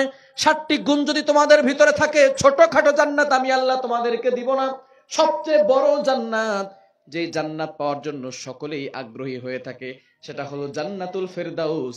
আমি আল্লাহ তোমাদেরকে জান্নাতুল ফেরদাউস দিয়া দিব। বলেন সুবহানাল্লাহ। জান্নাতে যাওয়ার জন্য একটা ঘটনা বললে বুঝতে পারবেন জান্নাত আল্লাহ কত বড় বানিয়েছেন। জান্নাতে একটা মাঠ আছে, মাঠের নাম হচ্ছে মাসজিদ। মাঠের নাম কি? কষ্ট হচ্ছে আপনাদের? আলোচনা শেষ করে দিব? চলবে তো ইনশাআল্লাহ? জান্নাতে একটা মাঠ আছে, মাঠের নাম কি? এই ব্যাপারে আল্লাহ তাআলা কোরআনুল কারীমের ভিতরে আয়াত নাযিল করে দিয়েছেন। 26 নম্বর পারা 19 নম্বর পৃষ্ঠার 1 নম্বর লাইন সূরা কফের 35 নম্বর আয়াতে রব্বুল আলামিন বলেন লাহুম মা ইয়াশাউনা ফিহা ওয়া লাদাইনা মাজিদ। জান্নাতে মাঠের নাম কি? জিবরাইল আলাইহিস সালাম একবার আল্লাহকে বললেন, আল্লাহ আমি জান্নাত দেখতে চাই। আল্লাহ বললেন জিবরাইল পারমিশন দিয়ে দিলাম। এবার জিবরাইল সাল্লাম জান্নাতে ওই মাসজিদ নামক মাঠটা দেখার জন্য গিয়েছে। এবার একটু জানার দরকার জিবরাইল সাল্লামের শক্তি কি পরিমাণ আল্লাহ দিয়েছেন। জিবরাইল সাল্লামের শক্তি কম না বেশি? আর জোরে বলেন কম না বেশি? একবার নবীজি সাল্লাল্লাহু আলাইহি সাল্লাম জিবরাইল সাল্লামকে ডাক দিয়ে বললেন আমি আপনাকে দেখতে চাই। জিবরাইল সাল্লাম বলেন ইয়া রাসূলুল্লাহ ইয়া হাবিবাল্লাহ আপনি আমাকে দেখলে তো ভয় পাবেন। নবীজি বললেন না না ভয় পাবো না, দেখা দেন। হঠাৎ করে জিবরাইল সাল্লাম গায়েব হয়ে গেলেন। এবার তিনি নবীজি সাল্লাল্লাহু আলাইহি সাল্লাম দেখতে লাগলেন আসমান থেকে একটা কালো পর্দা নামতে নামতে জমিন পর্যন্ত লেগে গিয়েছে। ডান পাশ বাম পাশ পুরো জায়গাটা ভরাট হয়ে গেছে, পুরো পৃথিবী অন্ধকার হয়ে গেছে। আবার কিছুক্ষণ পরে কালো পর্দাটা উপরে উঠে গেছে। নবীজি সাল্লাল্লাহু আলাইহি সাল্লামের কাছে আবারো জিবরাইল সাল্লাম হাজির অদৃশ্য হয়ে, ইয়া রাসূলুল্লাহ ইয়া হাবিবাল্লাহ কিছুই কি দেখেন নাই? বলে হ্যাঁ দেখেছি। কি দেখেছেন? দেখলাম আসমান থেকে একটা কালো পর্দা নামতে নামতে জমিন পর্যন্ত লেগে গিয়েছে, ডান পাশ বাম পাশ চতুর্দিক ভরাট হয়ে গেছে, পুরা পৃথিবী অন্ধকার হয়ে গেছে। জিবরাইল সাল্লাম বলেন, ইয়া রাসূলুল্লাহ, ইয়া হাবিবাল্লাহ, এটা আমার একটা মাত্র পাখা, আমি আসমান থেকে ছেড়ে দিয়েছি, পুরা জমিন পর্যন্ত লেগে গিয়েছে, পৃথিবী ভরাট হয়ে গেছে। এরকম পাখা আল্লাহ আমাকে একটা দুইটা নয় 600 পাখা দিয়েছে, বলেন সুবহানাল্লাহ। একটা পাখা যদি হয় এত বড়, 600 পাখা কত বড়? এবার চিন্তা করেন, 600 পাখা যে ফেরেশতার দেহের ভিতরে আছে, সেই দেহটা কত বড়? এত বড় দেহ যে আল্লাহ বানাইছে, সেই আল্লাহ কত বড়? আল্লাহু আকবার। এবার শোনেন জিবরাইল সাল্লামের কি পরিমাণ শক্তি। একটা ঘটনা বললে বুঝতে পারবেন। আমরা কোরবানির সময় পশু জবাই করি না? আপনারা শুনতেছেন তো? আমার আর কথা বোঝা যায়? কোরবানির সময় পশু জবাই করি না? বলেন তো, আল্লাহু আকবার বলার কয় ঘন্টা পরে পশু জবাই করি? কয় ঘন্টা পরে? মাশাআল্লাহ, সাথে সাথে আল্লাহু আকবার বলা শেষ, সাথে সাথে পশু জবাই করি, ঠিক কিনা? ইব্রাহিম আলাইহিস সালাম তার সন্তান ইসমাঈল আলাইহিস সালামকে জবাই করবে, এই ঘটনা আমরা সকলেই জানি। ইব্রাহিম আলাইহিস সালামের আল্লাহু আকবার বলা শেষ, সন্তানকে এখন জবাই করবে, এমন সময় আল্লাহ পাক রব্বুল আলামিন জিবরাইল সাল্লামকে ডাক দিয়ে বলে, ও জিবরাইল, আমি কিন্তু আমার ইব্রাহিমকে পরীক্ষা করতে চাই, আমি কিন্তু আমার ইসমাইলকে জবাই করতে চাই না, তাড়াতাড়ি যাও, জান্নাত থেকে দুম্বা নিয়ে 7 আসমান ভেদ করে দুনিয়াতে গিয়ে আমার ইব্রাহিমের ছুরির নিচে দুম্বা রেখে দাও, বলেন সুবহানাল্লাহ। এখন একটু বিজ্ঞানময় আলোচনা না করলে বুঝবেন না পৃথিবী আল্লাহ কত বড় বানাইছেন। শুনতে রাজি আছেন তো ইনশাআল্লাহ? বর্তমানে আমরা যে পৃথিবীতে বসবাস করছি, বিজ্ঞান বলছে এটা 20 কোটি বর্গমাইলের পৃথিবী। কত কোটি? 20 কোটি বর্গমাইলের পৃথিবীর ভিতরে 70% শুধু পানি, বাকি 30% শুধু মাটি। এই 20 কোটি বর্গমাইলের পৃথিবীর পাশে আছে গ্রহ, উপগ্রহ। আমরা যে গ্রহ বসবাস করছি তার পার্শ্ববর্তী গ্রহ হচ্ছে মঙ্গল গ্রহ। নাম শুনেছেন আপনারা? যারা সায়েন্স নিয়ে পড়াশোনা করে, যে সমস্ত স্টুডেন্টসরা আছে তারা বুঝতে পারবে, মঙ্গল গ্রহ নাম আছে আমাদের পার্শ্ববর্তী গ্রহ। বিজ্ঞান বলছে এরকম কয়েকটি গ্রহ এবং উপগ্রহ মিলে একটা সৌরজগৎ গঠিত হয়। 15,000 কোটির অধিক সৌরজগৎ মিলে একটা গ্যালাক্সি গঠিত হয়। 15,000 কোটির অধিক গ্যালাক্সি মিলে একটা গ্যালাক্সি গুচ্ছ গঠিত হয়। 15,000 কোটির অধিক গ্যালাক্সি গুচ্ছ মিলে একটা মহা গ্যালাক্সি গঠিত হয়। বিজ্ঞান সেই মহা গ্যালাক্সি পর্যন্ত চলে গেছে, আজ পর্যন্ত আসমানের কোনো কুল কিনারা খুঁজে পায় নাই, বলেন সুবহানাল্লাহ। শুধু তাই নয়, আমরা ছোট্ট সূর্যটা দেখি, এতটুক সাইজের। বিজ্ঞান বলছে সূর্যটা পৃথিবী থেকে 13 লক্ষ গুণ বড়, বলেন সুবহানাল্লাহ। আবার আমরা রাতের বেলা স্টার দেখি, স্কাইতে আকাশের ভিতরে ছোট্ট ছোট্ট তারকা দেখি। বিজ্ঞান বলছে এক একটা তারকা পৃথিবী থেকে 29 লক্ষ গুণ বড়, বলেন সুবহানাল্লাহ। চন্দ্র বলেন, সূর্য বলেন, চাঁদ বলেন, যাই বলেন, এই সব কিছু আল্লাহ তাআলা প্রথম আসমানের নিচে সুন্দর করে সাজিয়ে রেখেছেন। এবার দ্বিতীয় আসমানের কাছে প্রথম আসমানটা কতটা ছোট। বিশাল দারিমি শরীফের ভিতরে একটা হাদিস এসেছে, বিশাল বড় মরুভূমির মাঝখানে যদি ছোট্ট একটা আংটি ছেড়ে দেওয়া হয়, এই বিশাল বড় মরুভূমির মাঝখানে ছোট্ট আংটিটা যতটা ছোট, দ্বিতীয় আসমানের কাছে প্রথম আসমানটা ততটা ছোট, বলেন সুবহানাল্লাহ। তৃতীয় আসমানের কাছে দ্বিতীয় আসমানটা ছোট্ট একটা আংটির মতো, চতুর্থ আসমানের কাছে তৃতীয় আসমানটা ছোট্ট একটা আংটির মতো, পঞ্চম আসমানের কাছে চতুর্থ আসমানটা ছোট্ট একটা আংটির মতো। এভাবে আল্লাহ তাআলা একটা দুইটা আসমান তৈরি করেন নাই। 29 নম্বর পারার 1 নম্বর পৃষ্ঠা সূরা মুলকের ভিতরে আল্লাহ বলেন, আল্লাযী খালাকা সাবআ সামাওয়াতিন তিবাকা, আমি আল্লাহ তাআলা মানুষের কল্যাণের জন্য একটা দুইটা নয় 7টি বিশাল বড় বড় আসমান তৈরি করেছি, বলেন সুবহানাল্লাহ। এই 7 আসমানের পরে হচ্ছে সিদরাতুল মুনতাহা। এবার চিন্তা করেন, ইব্রাহিম আলাইহিস সালামের অলরেডি আল্লাহু আকবার বলা শেষ, সন্তানকে জবাই করবে, এমন সময় জিবরাইল আলাইহিস সালাম সিদরাতুল মুনতাহা 7 আসমানের উপরে আছে।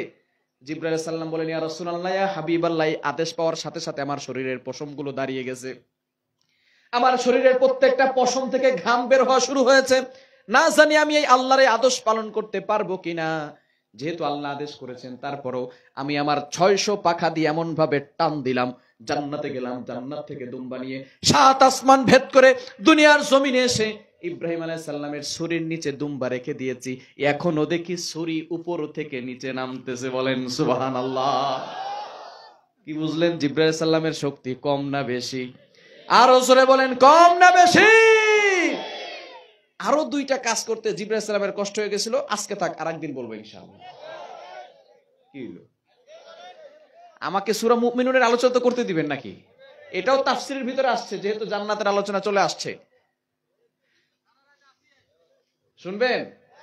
আচ্ছা, একটু তাকবীর দেন, লিল্লাহি তাকবীর, লিল্লাহি তাকবীর, লিল্লাহি তাকবীর। শুনেন, দ্বিতীয় নাম্বার, ইউসুফ আলাইহিস সালামের ভাইয়েরা ষড়যন্ত্র করে ইউসুফ আলাইহিস সালামকে কূপের মধ্যে ফেলে দিয়েছে, এই ঘটনা আমরা সকলেই জানি, ঠিক কিনা? এখন আপনাদের ভিতরে একটা প্রশ্ন জাগতে পারে যে হুজুর, ইয়াকুব আলাইহিস সালামের সন্তান ইউসুফ আলাইহিস সালাম, আবার ইউসুফ আলাইহিস সালামের ভাইরা 11 জন ভাই, তারাও তো ইয়াকুব আলাইহিস সালামের সন্তান, নবীর সন্তান, তারা কেন ইউসুফ আলাইহিস সালামকে কূপের মধ্যে ফেলে দিল? প্রশ্ন আছে না নাই? আর রাসূল বলেন প্রশ্ন আছে না নাই? সবাই তাফসীর শুনতে এসেছেন, মনোযোগ সহকারে শুনবেন, কানটাকে খরগোশের কানের মতো খাড়া করান। কোরআনের ভাষা কি এবং বর্তমান সময়ের সাথে, প্রেক্ষাপটের সাথে ওই কোরআনের ভাষাটা ভালো করে মিলান। 11 জন ভাই মিলে ষড়যন্ত্র এই জন্য করেছে যে আমাদের বাবা ইয়াকুব আলাইহিস সালাম ইউসুফকে বেশি ভালোবাসে। যদি ইউসুফকে হত্যা করা হয়, অথবা যদি ইউসুফকে কূপের মধ্যে ফেলে দেওয়া হয়, অথবা যদি ইউসুফকে দেশান্তর করে দেওয়া হয়, তাহলে মনে হয় বাবা ইয়াকুবের অন্তর থেকে ইউসুফের প্রতি ভালোবাসা কমে যাবে। একটু বুঝে শুনে বলেন তো, ইউসুফকে যখন কূপের মধ্যে ফেলে দিয়েছে, ফেলে দেওয়ার পরে বাবার অন্তর থেকে ইউসুফের প্রতি ভালোবাসা কমছে নাকি আরো বাড়ছে? আরো জোরে বলেন, কমছে নাকি আরো বাড়ছে? কেমন বাড়া বেড়েছে? ইউসুফ আলাইহিস সালামকে হারানোর পরে বাবা ইয়াকুব আলাইহিস সালাম কাঁদতে কাঁদতে চক্ষু দুটি অন্ধ করে ফেলেছেন। শুধু তাই নয়, ইউসুফ আলাইহিস সালামের ভাই ছিল 11 জন, ইউসুফ আলাইহিস সালাম সহ 12 জন। ইয়াকুব আলাইহিস সালামের 11 জন সন্তান, কারো নাম ছিল শামুন, কারো নাম ছিল লাবি, কারো নাম ছিল ইয়াহুদা, কারো নাম ছিল বিনয়ামিন। ইউসুফ আলাইহিস সালামের বাবা ইয়াকুব আলাইহিস সালাম কোন সন্তানকে কোন নাম ধরে ডাকতেন না, সকল সন্তানকে তিনি ইউসুফ ইউসুফ বলে ডাকতেন। 11 জন ভাই মিলে ষড়যন্ত্র করেছে, যদি ইউসুফকে হত্যা করা হয়, অথবা যদি ইউসুফকে দেশান্তর করে দেওয়া হয়, অথবা যদি ইউসুফকে কূপের মধ্যে ফেলে দেওয়া হয়, তাহলে মনে হয় বাবার অন্তর থেকে ইউসুফের প্রতি ভালোবাসা কমে যাবে। কমছে নাকি আরো বাড়ছে? ঠিক তদ্রুপ ভাবে কিছু মানুষ মনে করে আলেমদেরকে বন্দী করে রাখলে, আলেমদেরকে বাংলাদেশ থেকে বিদায় করে দিলে মনে হয় মানুষের অন্তর থেকে আলেমদের ভালোবাসা কমানো যাবে। স্পষ্ট ভাষায় ঘোষণা হচ্ছে, আলেমদেরকে বন্দী করে রাখলে, আলেমদেরকে বাংলাদেশ থেকে বিদায় করে দিলে বাংলার মানুষের অন্তর থেকে আলেমদের ভালোবাসা কমানো যাবে না, ঠিক কিনা বলেন? তারা মনে করেছিল মনে হয় আলেমদেরকে বন্দী করে রাখলে ভালোবাসা কমে যাবে। বলেন তো কমছে নাকি আরো বাড়ছে? এক্সাম্পল দিলে সুন্দর বুঝতে পারবেন। মুফতি আমির হামজা কিছুদিন আগে মুক্তি পাইছে। যদি তার আলোচনায় আগে লোক হইতো 2000, এখন লোক হয় 2 লাখ। ভালোবাসা কমছে না বাড়ছে? রফিকুল ইসলাম মাদানী ছোট্ট মানুষ, জেলখানায় বন্দী করে রাখছে, আগে যদি লোক হইতো 1000, মুক্তি পাওয়ার পর এখন লোক হয় 1 লাখ। ভালোবাসা কমছে না বাড়ছে? আওয়াজ দিয়ে বলেন, ভালোবাসা কমেছে নাকি বেড়েছে? সূরা আনফালের 30 নম্বর আয়াতে আল্লাহ বলছেন, ওয়ায়ামকুরুনা ওয়ায়ামকুরুল্লাহ ওয়াল্লাহু খায়রুল মাকিরিন। তারা ষড়যন্ত্র করে আর কৌশল অবলম্বন করেন কে? আর জোরে বলেন, কৌশল অবলম্বন করেন কে? তারা মনে করেছে মনে হয় আলেমদেরকে বন্দী করে রাখলে ইসলামের দাওয়াত দেওয়া বন্ধ করা যাবে। বন্ধ করা যাবে? আর জোরে বলেন, বন্ধ করা যাবে? এক মামরুল হককে বন্দী করে রাখলে লক্ষ লক্ষ মামুনুল হক বাংলার ঘরে ঘরে তৈরি হবে, ঠিক কিনা বলেন? এক আজহারীকে বিদায় করলে লক্ষ লক্ষ আজহারী বাংলার ঘরে ঘরে তৈরি হবে, ঠিক কিনা বলেন? তারা মনে করেছে আমরাই বেশি চালাক হয়ে গেছি। একটা গল্প বলে ভালো বুঝতে পারবেন। এক নাপি, সে সবার চুল কাটে। এক ভদ্রলোক চুল কাটতে আসছে, আসার পরে এই নাপির যখন ওই যে কাপড় দেয় না যাতে করে চুল গায়ে শরীরে না লাগে, কাপড় দিয়েছে। দেওয়ার পরে সেই ভদ্রলোককে বলতেছে, স্যার এক বলদ দেখবেন, একটা বোকা আছে, এরকম বোকার কেউ নেই। এবার সেই ভদ্রলোক মনে মনে হচ্ছে যে ধুর মিয়া, এখন বলদ দেখার সময় আছে, তাড়াতাড়ি চুল কাটেন তো। বলে, না স্যার, একটা বলদ দেখেন, এরকম বোকার আপনি জীবনও দেখেন না। আচ্ছা ঠিক আছে, যেহেতু ফ্রিতে ফ্রিতে চুল কাটার সাথে সাথে একটা বলদ দেখা যায়, দেখি। এবার যখন তাকে ভালো করে কাপড় টাপড় দিয়ে মোড়াইছে, গেটটা খোলার পরে পিচ্ছি, এই পিচ্ছি এদিকে এদিকে এদিকে এদিকে আসার পরে, পিচ্ছি আসার আগে স্যারকে বলতে, স্যার দেখেন এই যে একটা 5 টাকার কয়েন এখানে নিচে রাখলাম, এই যে একটা 1 টাকার কয়েন এটা আমার হাতে আছে, দেখবেন এই পিচ্চিকে ডাকার পরে পিচ্ছি কি করে। পিচ্ছি যখন ভিতরে আসে, আসার পর বলতেছে, এই যে একটা 5 টাকার কয়েন দেখছোস? বলে, হ্যাঁ দেখছি। আমার হাতে একটা 1 টাকার কয়েন দেখছোস? বলে, হ্যাঁ দেখছি। তুই কোনটা নিবি? বলে, আমার 1 টাকার কয়েনটা দেন। এবার সেই ভদ্রলোক মনে মনে চিন্তা করতে, সত্যি তো ছেলেটা আসলে বলো, এরকম গাধার কেউ হতে পারে? টেবিলের উপরে 5 টাকার একটা কয়েন এসেছে, 5 টাকার কয়েন না দিয়ে 1 টাকার একটা কয়েন নিছে। এবার যখন পিচ্ছির 1 টাকা দিছে, 1 টাকা নিয়ে চলে গেছে, দরজা আটকা দিছে। এবার নাপিত বলছে, দেখছেন স্যার, এরকম বলদ কি আর আছে? এরকম গাধা কি আর আছে? 5 টাকার একটা কয়েন টেবিলের উপরে, 5 টাকার কয়েনটা না নিয়ে 1 টাকার কয়েন নিয়ে দৌড় দিছে। এবার সে ভদ্রলোক মনে মনে চিন্তা করতে, সত্যি তো আসলে একটা বোকা। চুল কাটা শেষ, এখন দেখো ওই যে 1 টাকা দিয়ে একটা আইসক্রিম কিনে দৌড়াচ্ছে আর খাচ্ছে। এই পিচ্ছি এদিকে এদিকে। নাপিত বলল, তুই নাকি বোকা, তোর মতো বলদার কেউ নাই। আমিও দেখলাম তোর সামনে 5 টাকার একটা কয়েন আর 1 টাকার একটা কয়েন, তুই 5 টাকার কয়েন আনি 1 টাকার কয়েন নিলি কেন? কয় স্যার এই কথা, তাহলে ভালো করে শোনেন, এই 5 টাকার একটা আর 1 টাকার খেলা চলতেছে 3 মাস ধরে। 3 মাসে আমি 90 টাকা হাতাইছি। আজকে যদি 1 টাকা নিয়ে যাই তাহলে আমাকে কালকে আইসক্রিমের টাকা কে দিবে? এবার আপনি চিন্তা করে দেন, কে চালাক আর কে বড়? আপনি মনে করতেছেন আপনি চালাক হয়ে গেছেন আর আপনি জিতে গেছেন। একটু ইনজেকশন মাইরা আলেমদেরকে বন্দী করে রাখে, আলেমদেরকে বিপদের মধ্যে ফেলে দিয়ে আপনি মনে করছেন আপনি জিতে গেছেন। এই জিতা নয়, আসল জিতে হবে আখিরাতে, ঠিক কিনা বলেন? আপনি মনে করছেন আপনি জিতে গেছেন, আপনি সবকিছু জিতে ফেলেছেন। এই জিতা নয়, আসল জিতা হবে আখিরাতে, ঠিক কিনা? এজন্য সাবধান হয়ে যান। আমরা অনেকে মনে করে আমি মনে হয় আর মরবো না। ফেরাউনকে আল্লাহ তাআলা সুযোগ দিয়েছেন, ছাড় দিয়েছেন। 400 বছর ধরে আল্লাহর সাথে নাফরমানি করেছে, গাদ্দারি করেছে, কিন্তু আল্লাহ ধরে না, ধরলে কিন্তু ছাড়ে। এজন্য সতর্ক হওয়ার দরকার আছে না নাই? ইউসুফ আলাইহিস সালামের ভাইরা ষড়যন্ত্র করে ইউসুফ আলাইহিস সালামকে কূপের মধ্যে ফেলে দিবে, এখনো ফেলে দেয় নাই। বলেন তো, কেনানের যে কূপটা ছিল সেই কূপটা ছিল পুরাতন কূপ, নিচে কোনো পানি ছিল না, শুধু ছিল পাথর। আপনাদের সমস্যা হচ্ছে? ইউসুফ আলাইহিস সালামের ভাইরা ষড়যন্ত্র করে ইউসুফ আলাইহিস সালামকে কূপের মধ্যে ফেলে দিয়েছে। এখন নবী হোক আর ওলি হোক, নিচে যদি পড়ে, পাথরের সাথে যদি মাথা লাগে, মাথা ফাটবে কি ফাটবে না? আওয়াজ দিয়ে বলেন, ফাটবে কি ফাটবে না? ছেড়ে দিয়েছে। এখন বলেন তো, নিচে পড়তে পড়তে কয়দিন সময় লাগবে? কয়দিন? ছেড়ে দেওয়ার সাথে সাথে আল্লাহ পাক রব্বুল আলামিন জিবরাইল সালামকে ডাক দিয়ে বলছে, জিবরাইল, আমি কিন্তু আমার ইউসুফকে পরীক্ষা করতে চাই, আমি কিন্তু আমার ইউসুফকে কঠিন বিপদে ফেলতে চাই না, তুমি তাড়াতাড়ি যাও, আমার ইউসুফ নিচে পড়ার আগে তুমি তোমার নূরের পাখা বিছিয়ে দাও। বলেন সুবহানাল্লাহ। জিবরাইল সাল্লাম বলেন, ইয়া রাসূলুল্লাহ, ইয়া হাবিবাল্লাহ, আমি কোথায়? সিদরাতুল মুনতাহায়। আর কোথায়? ইউসুফ আলাইহিস সালামের ভাইয়েরা ষড়যন্ত্র করে কূপের মধ্যে ফেলে দিয়েছে। এই আদেশ পাওয়ার সাথে সাথে আমার শরীরের প্রত্যেকটা পশম দাঁড়িয়ে গেছে, শরীর থেকে ঘাম বের হওয়া শুরু হয়েছে। তারপরেও আল্লাহর আদেশ পালন করতে হবে।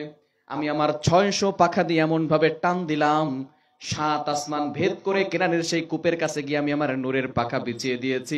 এখনো দেখি ইউসুফ আলাইহিস সালাম উপর থেকে নিচে পড়তেছে। বলেন সুবহানাল্লাহ। কি বুঝলেন? জিবরাইল সাল্লামের শক্তি কম না বেশি? ভালো করে বুঝেন। জিবরাইল সাল্লাম যখন তার নূরের পাখা দিয়ে ইউসুফ আলাইহিস সালামকে ধরছে, ধরার পরে বলতেছে, আপনি উলঙ্গ কেন? এখন একটা প্রশ্ন আপনাদের ভিতরে জাগতে পারে, তাফসীর হচ্ছে এমন একটা বিষয়, আপনি যত বেশি ভিতরে ঢুকবেন তত বেশি মজা পাবেন, ঠিক কিনা? আপনাদের ভিতরে প্রশ্ন, হুজুর ইউসুফ আলাইহিস সালাম উলঙ্গ কেন ছিলেন? কেন উলঙ্গ ছিলেন? তার ভাইয়েরা ষড়যন্ত্র করে ইউসুফ আলাইহিস সালামকে উলঙ্গ করেছিলেন, তার জামা কাপড় খুলে নিয়েছিলেন, এবং তারা খুবই বিচক্ষণ ছিলেন এবং মেধাবী ছিল। ইউসুফ আলাইহিস সালামের ভাইয়েরা একটা বকরি জবাই করে রক্ত সেই জামাতে লাগাইছে, যাতে করে বাবাকে বুঝাইতে পারে, বাবা, আমাদের ভাই ইউসুফকে নেকড়ে বাঘ খেয়ে ফেলেছে। এই ঘটনার দ্বারা কি বুঝলেন? ইউসুফ আলাইহিস সালামের ভাইদের বুদ্ধি কম না অনেক বেশি? অনেক বেশি না? তারা জামা খুলে নিয়েছে এবং সেখান থেকে বকরি জবাই করে রক্ত লাগিয়ে দিয়েছে, যাতে করে বাবাকে বুঝাতে পারে যে আমাদের ভাই ইউসুফকে নেকড়ে বাঘ খেয়ে ফেলেছে। এবার 11 ভাই মিলে বাবার কাছে গিয়ে অ্যাক্টিং করে কান্না করতেছে। কোরআনের ভাষা বিদামিন কাদিবিন, মিথ্যা কান্না করতেছে। কান্না হলো 2 প্রকার, একটা হলো সত্যিকারের কান্না আর একটা হলো মিথ্যা কান্না। মাঝে মধ্যে বউ দেখবেন মিথ্যা করে কান্না করে, কান্দে নাকি? আচ্ছা, যাই হোক, অ্যাক্টিং করে কান্না করা শুরু করেছে। বাবার কাছে জামাটা দিয়েছে। ইয়াকুব আলাইহিস সালাম জামাটা খুলে দেখে জামায় ঠিকই রক্ত লাগানো আছে, কিন্তু জামা কোথাও ছিঁড়ে নাই। ইয়াকুব আলাইহিস সালাম বলতেছেন, কেমন বাঘে আমার ইউসুফ রে খাইলো রে, ভিতর থেকে ইউসুফ রে নিয়ে গেছে, জামা কোথাও ছিঁড়ে। বলেন তো, ইয়াকুব আলাইহিস সালামের বুঝতে কি আর বাকি রয়েছে যে তার সন্তান ইউসুফকে বাঘে খায় নাই? বুঝতে বাকি আছে? ভালো করে বুঝেন। ইউসুফ আলাইহিস সালামের ভাইয়েরা খুব বিচক্ষণ ছিলেন, খুব ট্যালেন্টার ছিলেন, খুব মেধাবী ছিলেন। তারা রক্ত পর্যন্ত লাগিয়েছে বকরি জবাই করে, জামা খুলে নিয়ে গেছে, কিন্তু বাঘে খেলে যে জামা কাপড় ছিঁড়ে যায় সেটা তারা জানতো। তারা ভুলে গিয়েছিল, তারা ভুলে নাই, আল্লাহ ভুলিয়ে দিয়েছেন। ঠিক তদ্রুপভাবে দুনিয়ার ভিতরে যত খুন হবে, খুনি যত মেধাবী হোক, যত বিচক্ষণ হোক, যত শক্তিশালী হোক, একটা না একটা ভুল করবেই করবে। সে নিজে করবে না, আল্লাহ ভুল করিয়ে দিবেন। সুতরাং আমাদের প্রশাসন যদি সৎ হয়, একটা খুনও গোপন থাকতে পারে না, ঠিক কিনা বলেন? ইউসুফ আলাইহিস সালামকে এই জন্য উলঙ্গ করা হয়েছিল, জামা নেওয়ার জন্য। ইউসুফ আলাইহিস সালামকে যখন হাতের উপরে জিবরাইল সাল্লাম পেলেন, পাওয়ার পরে বলেন, আপনি উলঙ্গ কেন? আল্লাহ বলেন জিব্রাইল বারবার এক কথা বইল না, দেখো আমার ইউসুফের গলার ভিতরে একটা কবজ আছে, কবজের ভিতরে একটা পাঞ্জাবি আছে, পাঞ্জাবিটা বের করে ইউসুফকে পরায় দাও। বলেন সুবহানাল্লাহ।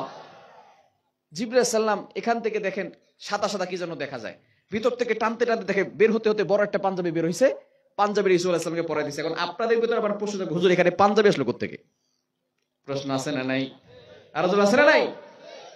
ভালো করে বুঝেন, ইব্রাহিম আলাইহিস সালামকে যখন নমরুদ আগুনে নিক্ষেপ করতে চেয়েছিল, ইব্রাহিম আলাইহিস সালামকে নমরুদ উলঙ্গ করতে চেয়েছিল, ইব্রাহিম আলাইহিস সালাম আল্লাহর কাছে দোয়া করেছেন, আয় আল্লাহ তোমার জন্য 1000 বার জান দিতে পারি, 1000 বার তোমার জন্য শহীদ হতে পারি, 1000 বার নয় 1,00,000 বার জান দিবা, 1,00,000 বার তোমার জন্য এই জীবনটাকে আগুনে ঝাঁপ দিতে প্রস্তুত আছি। কিন্তু বাবা মার সামনে উলঙ্গ করা হবে, বিষয়টা খুবই লজ্জাজনক, কেননা নবীরা খুব লাজুক ছিলেন, ঠিক কিনা?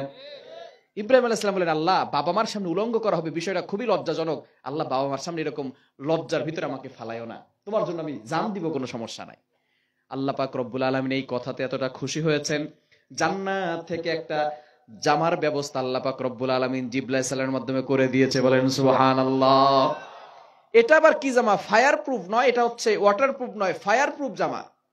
যেই জামা গায়ে দিলে, আগুনে ঝাঁপ দিলে আগুন সেই জামা গায়ে দেওয়ার ফলে আগুন তাকে স্পর্শ করতে পারে। ইব্রাহিম আলাইহিস সালাম এই জামা গায়ে দেওয়ার ফলে কি হয়েছিল? তিনি যখন বৃদ্ধ হয়ে গেলেন, তার নাতিরা তাকে জিজ্ঞেস করেছিল, দাদা আপনি কোথায় সবচেয়ে বেশি কষ্টে ছিলেন আর কোথায় সবচেয়ে বেশি শান্তিতে ছিলেন? ইব্রাহিম আলাইহিস সালাম বলে, নাতিরা ভালো করে শোনো, আল্লাহ তাআলা আমাকে অনেক পরীক্ষা নিয়েছেন, প্রত্যেকটা পরীক্ষায় ফার্স্ট ক্লাস ফার্স্ট হয়ে গোল্ডেন এ প্লাস পেয়ে নাম্বার 1 হয়েছি। আল্লাহ পাক রব্বুল আলামিন দুনিয়ার ভিতরে আমাকে অনেক পরীক্ষা নিয়েছেন, তবে একটা জায়গায় নমরুদ যখন আমাকে আগুনে নিক্ষেপ করেছিল, 40 দিন আমাকে আগুনের ভিতরে রেখে দিয়েছিল, ওই 40 দিন কেমন যেন আমি দুনিয়াতেই জান্নাতের সুখ পেয়ে গেছি।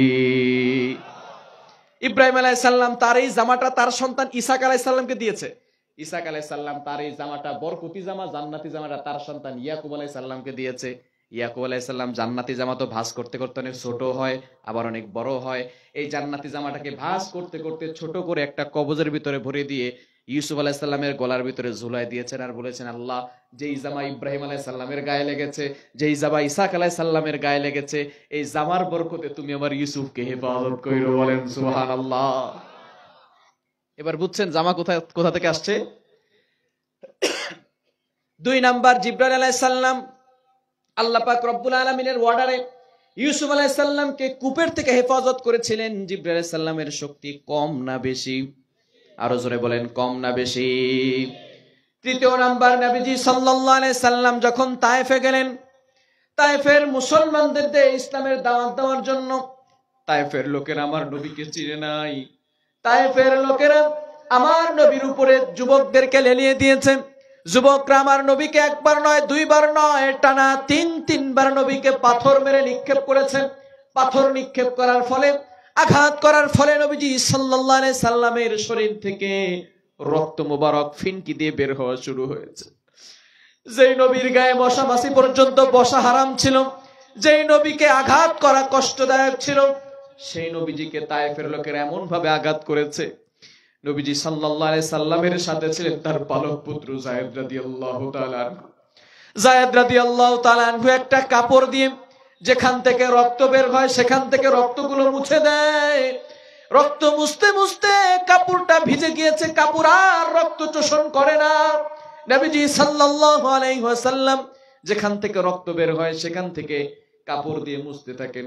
যায়েদ রাদিয়াল্লাহু তাআলা আনহু চোখের পানি ছেড়ে দিয়ে বলে, ইয়া রাসূলুল্লাহ, ইয়া হাবিবাল্লাহ, যেই কাপড় দিয়ে যদি আপনি চামড়ার ভিতরে বারবার মুছেন, যেই কাপড়টা ভিজে গিয়েছে সে আর রক্ত শোষণ করে না, আর কাপড় দ্বারা বারবার মুছতে রক্ত তো চামড়ার ভিতরে প্রবেশও করে না, তারপরও আপনি কেন বারবার এই কাপড় দিয়ে রক্তগুলো মুছতেছেন? নবীজি সাল্লাল্লাহু আলাইহি সাল্লাম ডাক দিয়ে বলেন, ওগো যায়েদ, ভালো করে শুনো, যদিও তায়েফের লোকেরা আমাকে চিনতে পারে নাই, তায়েফের লোকেরা আমাকে বুঝতে পারে নাই, আঘাত করেছে, কিন্তু আমার শরীরের 1 ফোঁটা রক্ত যদি তায়েফের জমিনে পড়ে যায়, তায়েফের জমিন আমার রক্ত চিনতে 1 সেকেন্ডও দেরি করবে না, সাথে সাথে জমিনে ভূমিকম্প শুরু হয়ে যাবে। এমন সময় নবীজি সাল্লাল্লাহু আলাইহি ওয়াসাল্লামের পা মোবারক রক্তে রঞ্জিত হয়ে চামড়ার মোজা ভেদ করে 1 ফোঁটা রক্ত জমিনে পড়ে যাবে। এমন সময় আল্লাহ পাক রব্বুল আলামিন জিবরাইল সাল্লামকে ডাক দিয়ে বলেন, ও জিবরাইল, আমার নবীকে আমি রহমত হিসেবে দুনিয়াতে নাজিল করেছি। আমার নবী যেখানে থাকবে সেখানে আমি গজব দিয়ে ধ্বংস করে দিব না। ওমা কানাল্লাহু লিউআযযিবাহুম ওয়া আনতা ফীহিম, আমার নবী যেখানে থাকবে সেখানে আমি আযাব দিয়ে ধ্বংস করব না। কিন্তু দেখো, আমার নবীর এক ফোঁটা রক্ত মোবারক চামড়ার বোঝা ভেদ করে জমিনে পড়ে যাবে। যদি জমিনে পড়ে যায়, আমি আল্লাহর অর্ডার দিতে হবে না, সাথে সাথে জমিনের ভিতরে ভূমিকম্প শুরু হয়ে যাবে। জিবরাইল, তাড়াতাড়ি যাও, আমার নবীর রক্ত মোবারক জমিনে পড়ার আগে তুমি তোমার নূরের পাখাগুলা বিছায়া দাও। জিবরাইল আলাইহিস সালাতু ওয়াস সালাম বললেন, ইয়া রাসূলুল্লাহ, ইয়া হাবিবাল্লাহ, আমি কোথায়? সিদরাতুল মুনতাহায়। আর কোথায় আপনার রক্তের ফোঁটা তায়েফের জমিনের সাথে লেগে যাবে। এমন সময় আমি ভয় পেয়েছিলাম, আমার শরীরের প্রত্যেকটা পশম দাঁড়িয়ে গিয়েছে, সেখান থেকে ঘাম বের হওয়া শুরু হয়েছে। তারপরও আল্লাহর আদেশ, আমি আমার 600 পাখা দিয়ে এমন ভাবে টান দিলাম, 7 আসমান ভেদ করে সেই তায়েফের জমিনে এসে আমি আমার নূরের পাখা বিছিয়ে দিয়েছি। এখনো দেখি রক্তের ফোঁটা উপর থেকে নিচে পড়তেছে। বলেন সুবহানাল্লাহ। কি বুঝলেন? জিবরাইল সাল্লামের শক্তি কম না বেশি? আরো জোরে বলেন, কম না বেশি? সেই জিবরাইল সাল্লাম বলতেছেন, জান্নাতে একটা মাঠ আছে, মাঠের নাম কি মনে আছে আপনাদের? বসকে আছে না দাদা নাতির মতো সব যাইতেছে? জান্নাতে মাঠের নাম কি? মাশাআল্লাহ। জিবরাইল সাল্লাম বলেন, ইয়া রাসূলুল্লাহ, ইয়া হাবিবাল্লাহ, আমি জান্নাতে মাজিদ নামক মাঠটি দেখার জন্য পারমিশন চাইলাম। আল্লাহ বললেন, যাও যাও, তুমি জান্নাতে মাজিদ নামক মাঠটা দেখো। জিবরাইল সাল্লাম বলতেছেন, ইয়া রাসূলুল্লাহ, ইয়া হাবিবাল্লাহ, আমি যখন লাগলাম জান্নাতে মাজিদ নামক মাঠে, যখন আমি ঢুকেছি, আমি জিবরাইলের খাওয়া দাওয়া নাই, আমি জিবরাইলের পেশাব পায়খানা নাই, আমি জিবরাইলের ঘুম নাই, আমি জিবরাইলের বিশ্রাম নেওয়ার কোনো দরকার হয় না। আমি জিবরাইল টানা 1 ঘন্টা নয়, 1 দিন নয়, 1 সপ্তাহ নয়, 1 মাস নয়, 1 বছর নয়, ধারাবাহিক ভাবে আমার 600 পাখা দিয়ে উড়া শুরু করলাম। 70,000 বছর ধরে উড়লাম, কিন্তু জান্নাতে মাজিদ নামক মাঠের কোনো কুল কিনারা খুঁজে পাই নাই। কি বুঝলেন? জান্নাতে মাজিদ নামক মাঠটা ছোট না বড়? আরো জোরে বলেন, ছোট না বড়? মাজিদ নামক মাঠটাই যদি হয় এত বড়, তাহলে জান্নাতুল ফেরদাউস হবে কত বড়? ওই জান্নাতুল ফেরদাউসের মালিক হতে চাই কি চাই না? আরো জোরে বলেন, চাই কি চাই না? জান্নাতে মাজিদ নামক মাঠের যদি মালিক হতে চান, তাহলে মুমিনদের গুণ আপনার ভিতরে লাগবে।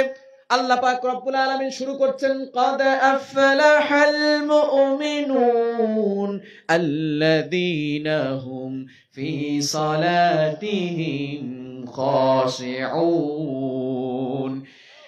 শুরুতে আপনাকে মুমিন হতে হবে, ঈমানদার হতে হবে। এখন অনেকে বলে, হুজুর পিতামাতার ওয়াজ করেন, নামাজের ওয়াজ করেন, হুজুর কবরের নিচের ওয়াজ করেন, হুজুর আসমানের উপরে ওয়াজ করেন, জান্নাতের ওয়াজ করেন, হুজুর জাহান্নামের ওয়াজ করেন। কিসের দুনিয়ার ওয়াজ শুরু করে দিবেন? মূল কথা হচ্ছে, আগে ঈমান ঠিক করার দরকার আছে না নাই? আরো জোরে বলেন, আছে না নাই? ক্যান্সার রোগ হয়েছে, কিডনিতে সমস্যা, জ্বরের মেডিসিন খাইয়া, ঠান্ডার মেডিসিন খাইয়া কোনো ফায়দা হবে? ক্যান্সার হয়েছে, ক্যান্সার রোগের ওষুধ খান। কিডনিতে সমস্যা, যেখানে সমস্যা সেই মেডিসিন খাওয়ার দরকার আছে না নাই? এক্সাম্পল দিলে সুন্দর বুঝতে পারবেন। 1-এর পরে যদি একটা শূন্য দেওয়া হয়, কত হয়? আলোচনা শুনতেছেন? 1-এর পরে যদি একটা শূন্য দেওয়া হয়, কত হয়? 1-এর পরে যদি 2টা শূন্য দেওয়া হয়, কত হয়? মাশাআল্লাহ, অঙ্কে ভালো পাকা, দেখছেন? 1-এর পরে যদি 3টা শূন্য দেওয়া হয়, কত হয়? 1-এর পরে যদি 4টা শূন্য দেওয়া হয়, কত হবে? বুঝা গেল 1-এর পরে শূন্য এসে 1-এর মানটাকে কমিয়েছে না বাড়িয়েছে? আরো জোরে বলেন, 1-এর মানটাকে কমিয়েছে না বাড়িয়েছে? এখন যদি কোনো ভদ্রলোক চিন্তা করে, 1-এর পরে শূন্য এসে তো 1-এর মানটাকে বাড়িয়ে দিয়েছে, সুতরাং 1টাকে কেটে ফেলি। বলেন তো, এই 1টাকে কেটে ফেললে 9,999 থাকবে না একালি ঘোড়ার ডিম থাকবে? যদি 1টাকে কেটে ফেলে 9,999 থাকবে না 4টা শূন্য থাকবে? ঠিক তদ্রুপভাবে আপনার ঈমান ঠিক আছে, 1 যোগ হবে, এরপরে নামাজ পড়বেন, 0 যোগ হবে, এরপরে যাকাত দিবেন, 0 যোগ হবে, রোজা রাখবেন, 0 যোগ হবে, মানব কল্যাণের কাজ করবেন, 0 যোগ হবে, হজ করবেন, 0 যোগ হবে। কিন্তু যদি আপনার 1ই ঠিক না থাকে, ঈমান যদি ঠিক না থাকে, 1 ঠিক থাকবে না। নামাজ পড়বেন 0, রোজা রাখবেন 0, যাকাত দিবেন 0, হজ করবেন 0, কোনো আমল আল্লাহর কাছে কবুল হবে না। ঠিক কি না? এজন্য আগে ঈমান ঠিক করা দরকার আছে না নাই? আল্লাহ পাক রব্বুল আলামিন বলছেন, মুমিন উদ্দিন নাম হলেই মুমিন হওয়া যায় না, নামের আগে মোহাম্মদ লাগালেই মুসলমান হওয়া যায় না। এজন্য মুমিন হতে হলে 7টি গুণ লাগবে। এক নম্বরে আল্লাহ বলছেন আল্লাযীনা হুম ফি সালাতিহিম খাশিউন, নামাজে বিনয়ী হতে হবে। আলোচনা শেষ করে দিব? লোকজন উঠে যাচ্ছে কেন?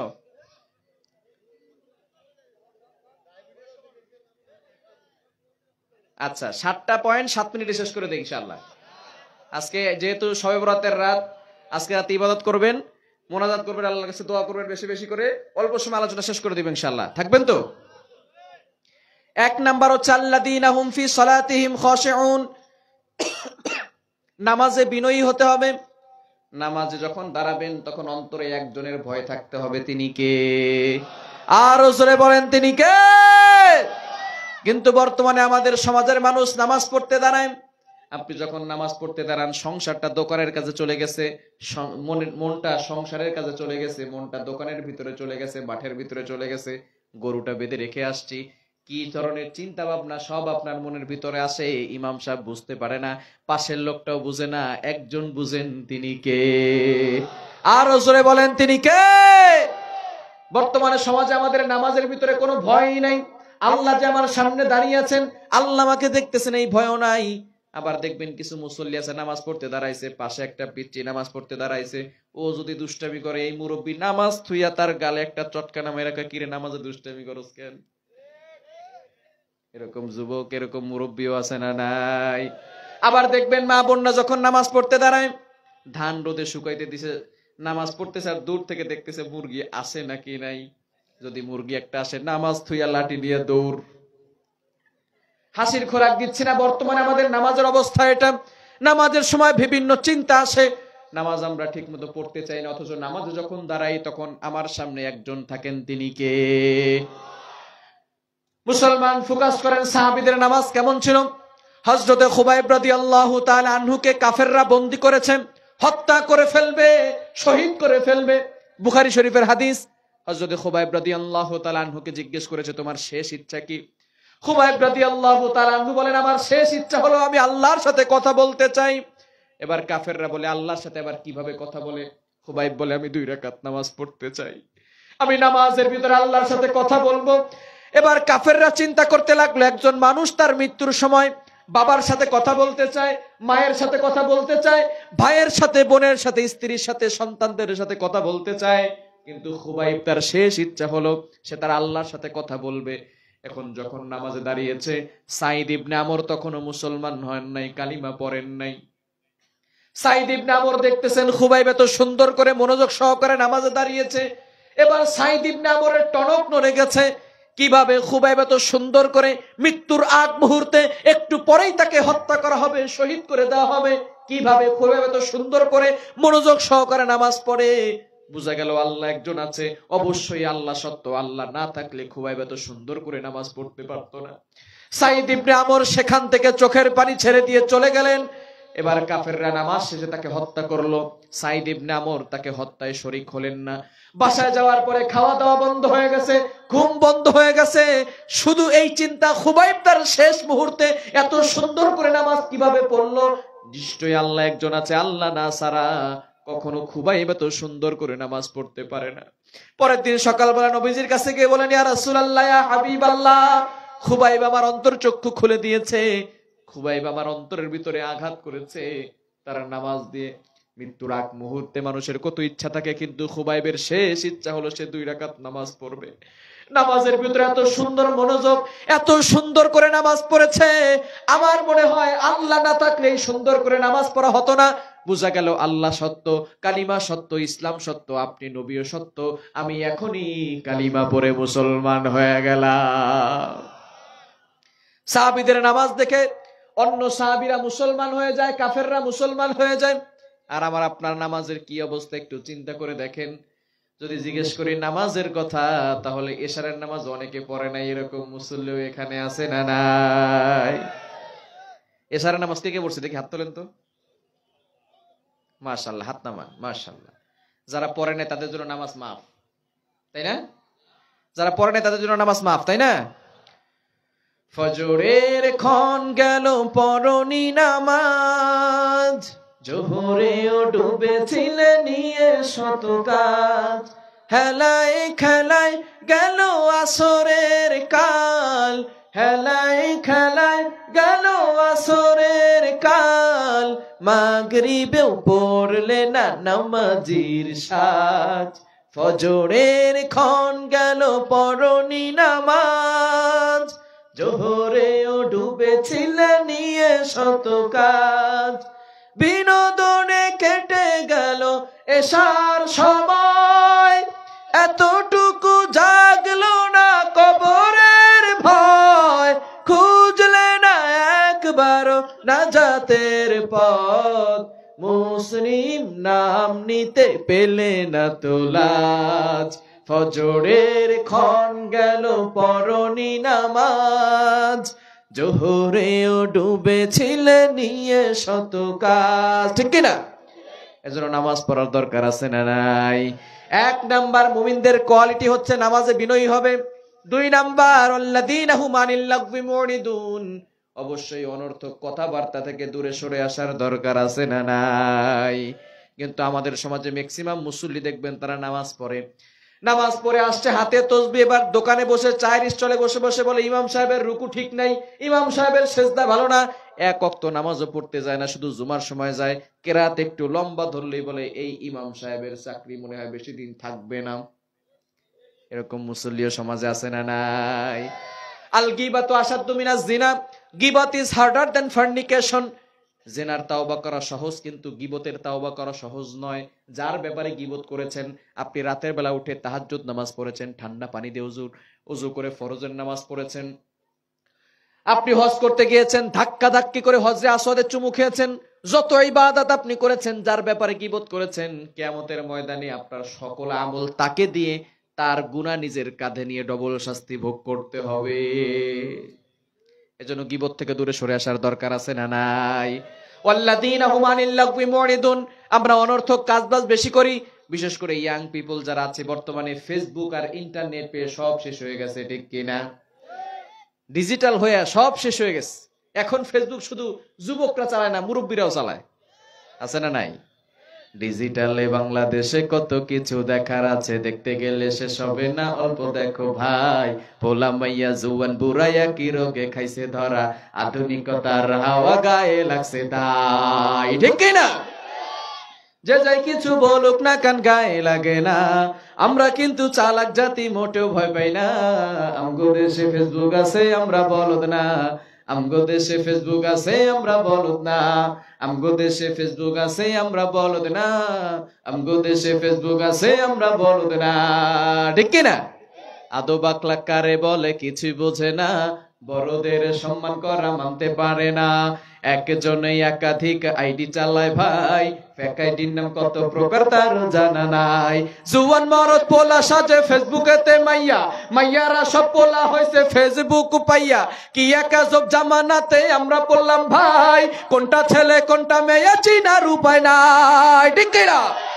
আর এই সুবিধা ফেসবুক দিছে আর কেউ দিবে না, আমগো দেশে ফেসবুক আছে আমরা বলদ না, আমগো দেশে বলদ আছে আমরা চালাক না।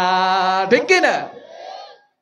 লাইক কমেন্ট আর শেয়ারের দামটাই অনেক বেশি, যে যত লাইক পায় সে হয় তত সেলিব্রিটি, কেউ ভাই আবার লাইক কমেন্টের ভিক্ষার ঝুলি নিয়া, মাছের ছবি দিয়া কইব আমি লেখেন মিয়া। ঠিক কিনা? এরকম বলদ সমাজে আছে না নাই? মাছের কথা বাদ দিলাম, গাছের ছবি তুলে, কলা গাছের ছবি তুলে বলে আমি না লিখে যাবেন না। আছে না নাই? আর আছে না নাই? আমি ওই দিন গাড়িতে মাহফিলে যাচ্ছি, ফেসবুকে ঢুকলাম, এক ভদ্রলোক স্ট্যাটাস দিয়েছে তার আমার দাদা ইন্তেকাল করেছে, ইন্না লিল্লাহি ওয়া ইন্না ইলাইহি রাজিউন, আল্লাহ তাকে জান্নাত নসিব করুন। কমেন্টে কি লেখা দরকার? কি লেখা দরকার? এক ভদ্রলোক কমেন্ট করছে ওয়াও সো নাইস। ওইটা কি চালাক না বলদ? আরো জোরে বলেন চালাক না বলদ? মাছের ছবি দিয়ে যে কইবে আমি না লিখে যাবেন না, আর এই ধরনের পোস্টে যারা ওয়াও সো নাইস লাগে, তাদের মতো বলদ আর মূর্খ আর কেউ হতে পারে? মাছের ছবি দিয়া কইব আমি লেখেন মিয়া, কালা মাইয়া ধলা সাইজা প্রোফাইল দেয় ছবি, সেই ছবি দেখা যুবকরা সব হইতাছে আজ কবি। এরকম যুবক কবি আছে না নাই? আরো জোরে বলেন আছে না নাই? কালা মাইয়া ধলা সাইজা প্রোফাইল দেয় ছবি, সেই ছবি দেখা যুবকরা সব হইতাছে আজ কবি। আসলে তো ফেক আইডি সব মাইয়ার আইডি না, পোলায় পোলায় চলতেছে প্রেম নিজেও জানে না, ঠিক কিনা? আরে সুবিধা ফেসবুক দিছে আর কেউ দিবে না। আমগো দেশে ফেসবুক আছে আমরা বলদ না, আমগো দেশে বলদ আছে আমরা চালাক না, ঠিক কিনা? যুবক ভাইরা অবশ্যই সতর্ক থাকতে হবে। ফেসবুকটাকে মুসলমান বানাবো। আমরা ফেসবুকে অশ্লীল কোনো ভিডিও দেখবো না, ফেসবুকে অশ্লীল কোনো স্ট্যাটাস দিব না, কারণ একদিন আমি আপনি নাও থাকতে পারি, কিন্তু এই স্ট্যাটাস থেকে যাবে, ঠিক কিনা? এজন্য আপনি হাদিসের কিতাব পড়বেন, রিয়াজুস সালিহিন আছে, ফাজাইল আমল আছে, বুখারী আছে, মুসলিম আছে, আবু দাউদ আছে, তিরমিজি আছে। এই হাদিসের কিতাবগুলো পড়ে যে হাদিসটা আপনার কাছে ভালো লাগবে, প্রত্যেকটা হাদিসই খুব সুন্দর সুন্দর হাদিস, আপনি একটা হাদিস লিখে নিচে দিয়ে দিবেন রেফারেন্স সহকারে, বুখারী শরীফের 2 নম্বর হাদিস, তিরমিজি শরীফের 2 নম্বর হাদিস। আপনার ফ্রেন্ড লিস্টে যারা থাকবে তারা এই হাদিস পড়ে যদি মাসের ভিতরে আপনি 30টা স্ট্যাটাস দেন, 30টা হাদিস দেন, যদি কোন একটা হাদিস কারো ভালো লেগে যায়, সে যদি হেদায়েতপ্রাপ্ত হয়ে যায়, সে যত ভালো কাজ করবে, ভালো কাজের ভিতরে একটা সওয়াবের পার্সেন্টেজ আল্লাহ তাআলা আপনার আমলনামায় দিয়ে দিবে, বলেন সুবহানাল্লাহ। এজন্য ভালো কাজ করার দরকার আছে না নাই? এজন্য অনর্থক কথাবার্তা বলা যাবে না, অনর্থক কাজবাজ করা যাবে না। তৃতীয় নাম্বার হচ্ছে ওয়াল্লাযীনা হুম লিয-যাকাতি ফাঈলুন। তাড়াতাড়ি শেষ করে দিচ্ছি, যেহেতু আজকে লাইলাতুন নিসফি মিন শাবান, আজকে মধ্য রজনী, আমরা ইবাদত বেশি করব, ঠিক আছে না ইনশাআল্লাহ? 3 নাম্বার ওয়াল্লাযীনা হুম লিয-যাকাতি ফাঈলুন, অবশ্যই যাকাত দিতে হবে। কিন্তু আমাদের সমাজে কিছু মানুষ আছে যাকাত দেওয়া তার উপরে ফরজ হয়ে গেছে, তারপরও এমন ব্যক্তি যাকাত দিতে চায় না, এমন লোক সমাজে আছে না নাই? ভালো করে বুঝেন, যারা যাকাত দিচ্ছেন না, যদি আপনার কাছে অতিরিক্ত 1 লক্ষ টাকা থাকে, অথবা 7.5 তলা স্বর্ণ, অথবা 52.5 তলা রূপা, এই পরিমাণ টাকা যদি আপনার কাছে থাকে, 1 বছর অতিবাহিত হয়ে যায় তার বয়স, তাহলে সেই সম্পদটাকে 40টা ভাগ করে 1 ভাগ যাকাত দিতে হবে। এক্সাম্পল, যদি আপনার কাছে 1 লক্ষ টাকা থাকে, তাহলে তাকে 40টা ভাগ করে 1 ভাগ যাকাত দিবেন। 1 লক্ষ টাকার ভিতরে যাকাত আছে মাত্র 2,500 টাকা। এই 2,500 টাকা যদি আপনি যাকাত না দেন, বাকি 97,500 টাকা সম্পূর্ণরূপে হারাম করে দিবেন কে? আপনার সম্পদকে পবিত্র করবে আপনার যাকাত, কিন্তু আপনি গরিবের হক দিচ্ছেন না, যাকাত দিচ্ছেন না। এখন ওই 2,500 টাকা কোন 2,500 টাকা? যেটা আপনার হালাল টাকার ভিতরে ঢুকছে, যার কারণে সম্পূর্ণ টাকা হারাম হয়ে যাবে। আর আপনি নামাজ পড়তেছেন, রোজা রাখতেছেন, হজ করতেছেন, যাকাত দিচ্ছেন না। যাকাত যদি ঠিক মতো না দেন, তাহলে নামাজ রোজা কোনো কিছুই আল্লাহর কাছে কবুল হবে। হারাম আমরা ঠিকঠাক মতো খাচ্ছি, আবার নামাজও পড়তেছি, আবার মনে মনে ভাবতেছি আমার মতো নামাজি আর কে আছে। আবারও দেখবেন কিছু মানুষ এমন আছে, দাড়িগুলো পেকে গিয়েছে, 5 ওয়াক্ত নামাজ পড়ে, তাহাজ্জুদ নামাজ মিস করে না, হাতে তসবিহ নিয়ে ঘুরে, আবার সুদের কারবার করে, আছে না নাই? বলে আমি সুদ খাই না, ইন্টারেস্ট খাই, আমি সুদ খাই না, মুনাফা খাই। এরকম কিছু ভণ্ড হাজী সাহেব আছে না নাই? আরো জোরে বলেন, আছে না নাই? সুদ খাচ্ছেন, ঘুষ খাচ্ছেন, অন্যায় ভাবে অন্যের মাল আত্মসাৎ করে খাচ্ছেন। ভালো করে শুনেন, আপনি কিসের নামাজ পড়েন মিয়া, কিসের ভালো কাজ করেন আপনি? ভালো করে বুঝেন, যারা সুদ খায় তারা কতটা ভয়ঙ্কর গুনাহের কাজ করে। মিশকাত শরীফের 45 নাম্বার পৃষ্ঠার হাদিস, নবীজি সাল্লাল্লাহু আলাইহি সাল্লাম জানিয়ে দিয়েছেন, দিরহামু রিবান ইয়াকুলুহুর রাজুল ওয়া হুয়া ইয়ালামু আশাদ্দু মিন 36 জানিয়া। যে ব্যক্তি জেনে শুনে 1 টাকা সুদ খাবে, 36 বার জেনা করলে যে গুনাহ হয়, তার থেকেও ভয়ঙ্কর গুনাহ আল্লাহ তাআলা আমলনামায় লিখে দেয়। বলেন নাউজুবিল্লাহ। ভালো করে বুঝেন, যারা জীবনে 1 টাকা সুদ খেয়েছেন, মাত্র 1 টাকা, জেনে শুনে, তারা 36 বার জেনা করার গুনাহ করছেন। আপনি জেনা করবেন মিয়া। আবার আপনি বলেন, হুজুর আমার সন্তান কথা শুনে না, হারাম টাকা দিয়ে সন্তান খাওয়াইছেন, সন্তান কিভাবে কথা শুনবে? ভালো করে বুঝেন, যারা জীবনে 1 টাকা সুদ খাইছেন, 36 বার জেনা করার গুনাহ করেছেন। জীবনে যারা 100 টাকা সুদ খাইছেন, 3600 বার জেনা করার গুনাহ করেছেন। যারা জীবনে 1000 টাকা সুদ খাইছেন, 36,000 বার জেনা করার গুনাহ করেছেন। আরো ভয়ঙ্কর হাদিস, এই হাদিস পরে আমি আমার চোখের পানি ধরে রাখতে পারি নাই। মিশকাত শরীফের 46 নাম্বার পৃষ্ঠার হাদিস, আর রিবা 70 জুজআ, সুদের 70টি শাখা রয়েছে, তার ভিতরে সর্বনিম্ন শাখা হচ্ছে আইসারাহা আইয়ানকিহার রাজুলু উম্মা, আপন মায়ের সাথে জিনা করার গুনাহ। বলেন নাউজুবিল্লাহ। ভালো করে বুঝেন, একটা প্রস্টিটিউট নারী, যে নারী তার দেহকে বিক্রি করে খায়, এই নারীকে আমরা সমাজের কীট মনে করি। আমরা মনে করি এই নারীটা সে তার দেহকে বিক্রি করে খায়, আমরা তার মুখে থুথু নিক্ষেপ করি যে তুমি তো সমাজের ভিতরে কীট, তুমি তোমার দেহকে বিক্রি করে খাও। ভালো করে বুঝেন, এই খারাপ নারীটা সে তার আপন বাবার সাথে জেনা করে না, আপন ছেলের সাথে জেনা করে না, কিন্তু যে সুদ খাইছে, 1 টাকা সুদ যে খাইছে, সে তার আপন মায়ের সাথে জেনা করছে। যদি কোনো মহিলা খায়, আপন বাবার সাথে জেনা করছে। এবার বেশ্যা নারীর মুখে যদি থুতু দেওয়া হয়, যে ব্যক্তি সুদ খায় তার মুখে জুতা পিটা করা দরকার। আপনি মনে করছেন আমি তো নামাজ পড়তেছি, 5 ওয়াক্ত নামাজ, আমি সবকিছু ঠিকঠাক মতো করে করতেছি, তাহাজ্জুদের নামাজ আমার কখনো মিস হয় না, কিন্তু হারাম টাকা দিয়ে পকেট ভরতেছেন আর আপনি মনে করতেছেন আমি তো কনফার্ম জান্নাতি। ইবাদত কবুল হওয়ার জন্য 1 নাম্বার শর্ত হচ্ছে হালাল খাওয়া। বলেন তো নামাজের বাহিরে কয় ফরজ? নামাজের বাহিরে 7 ফরজ। 1 নম্বরে শরীর পাক, 2 নম্বরে কাপড় পাক।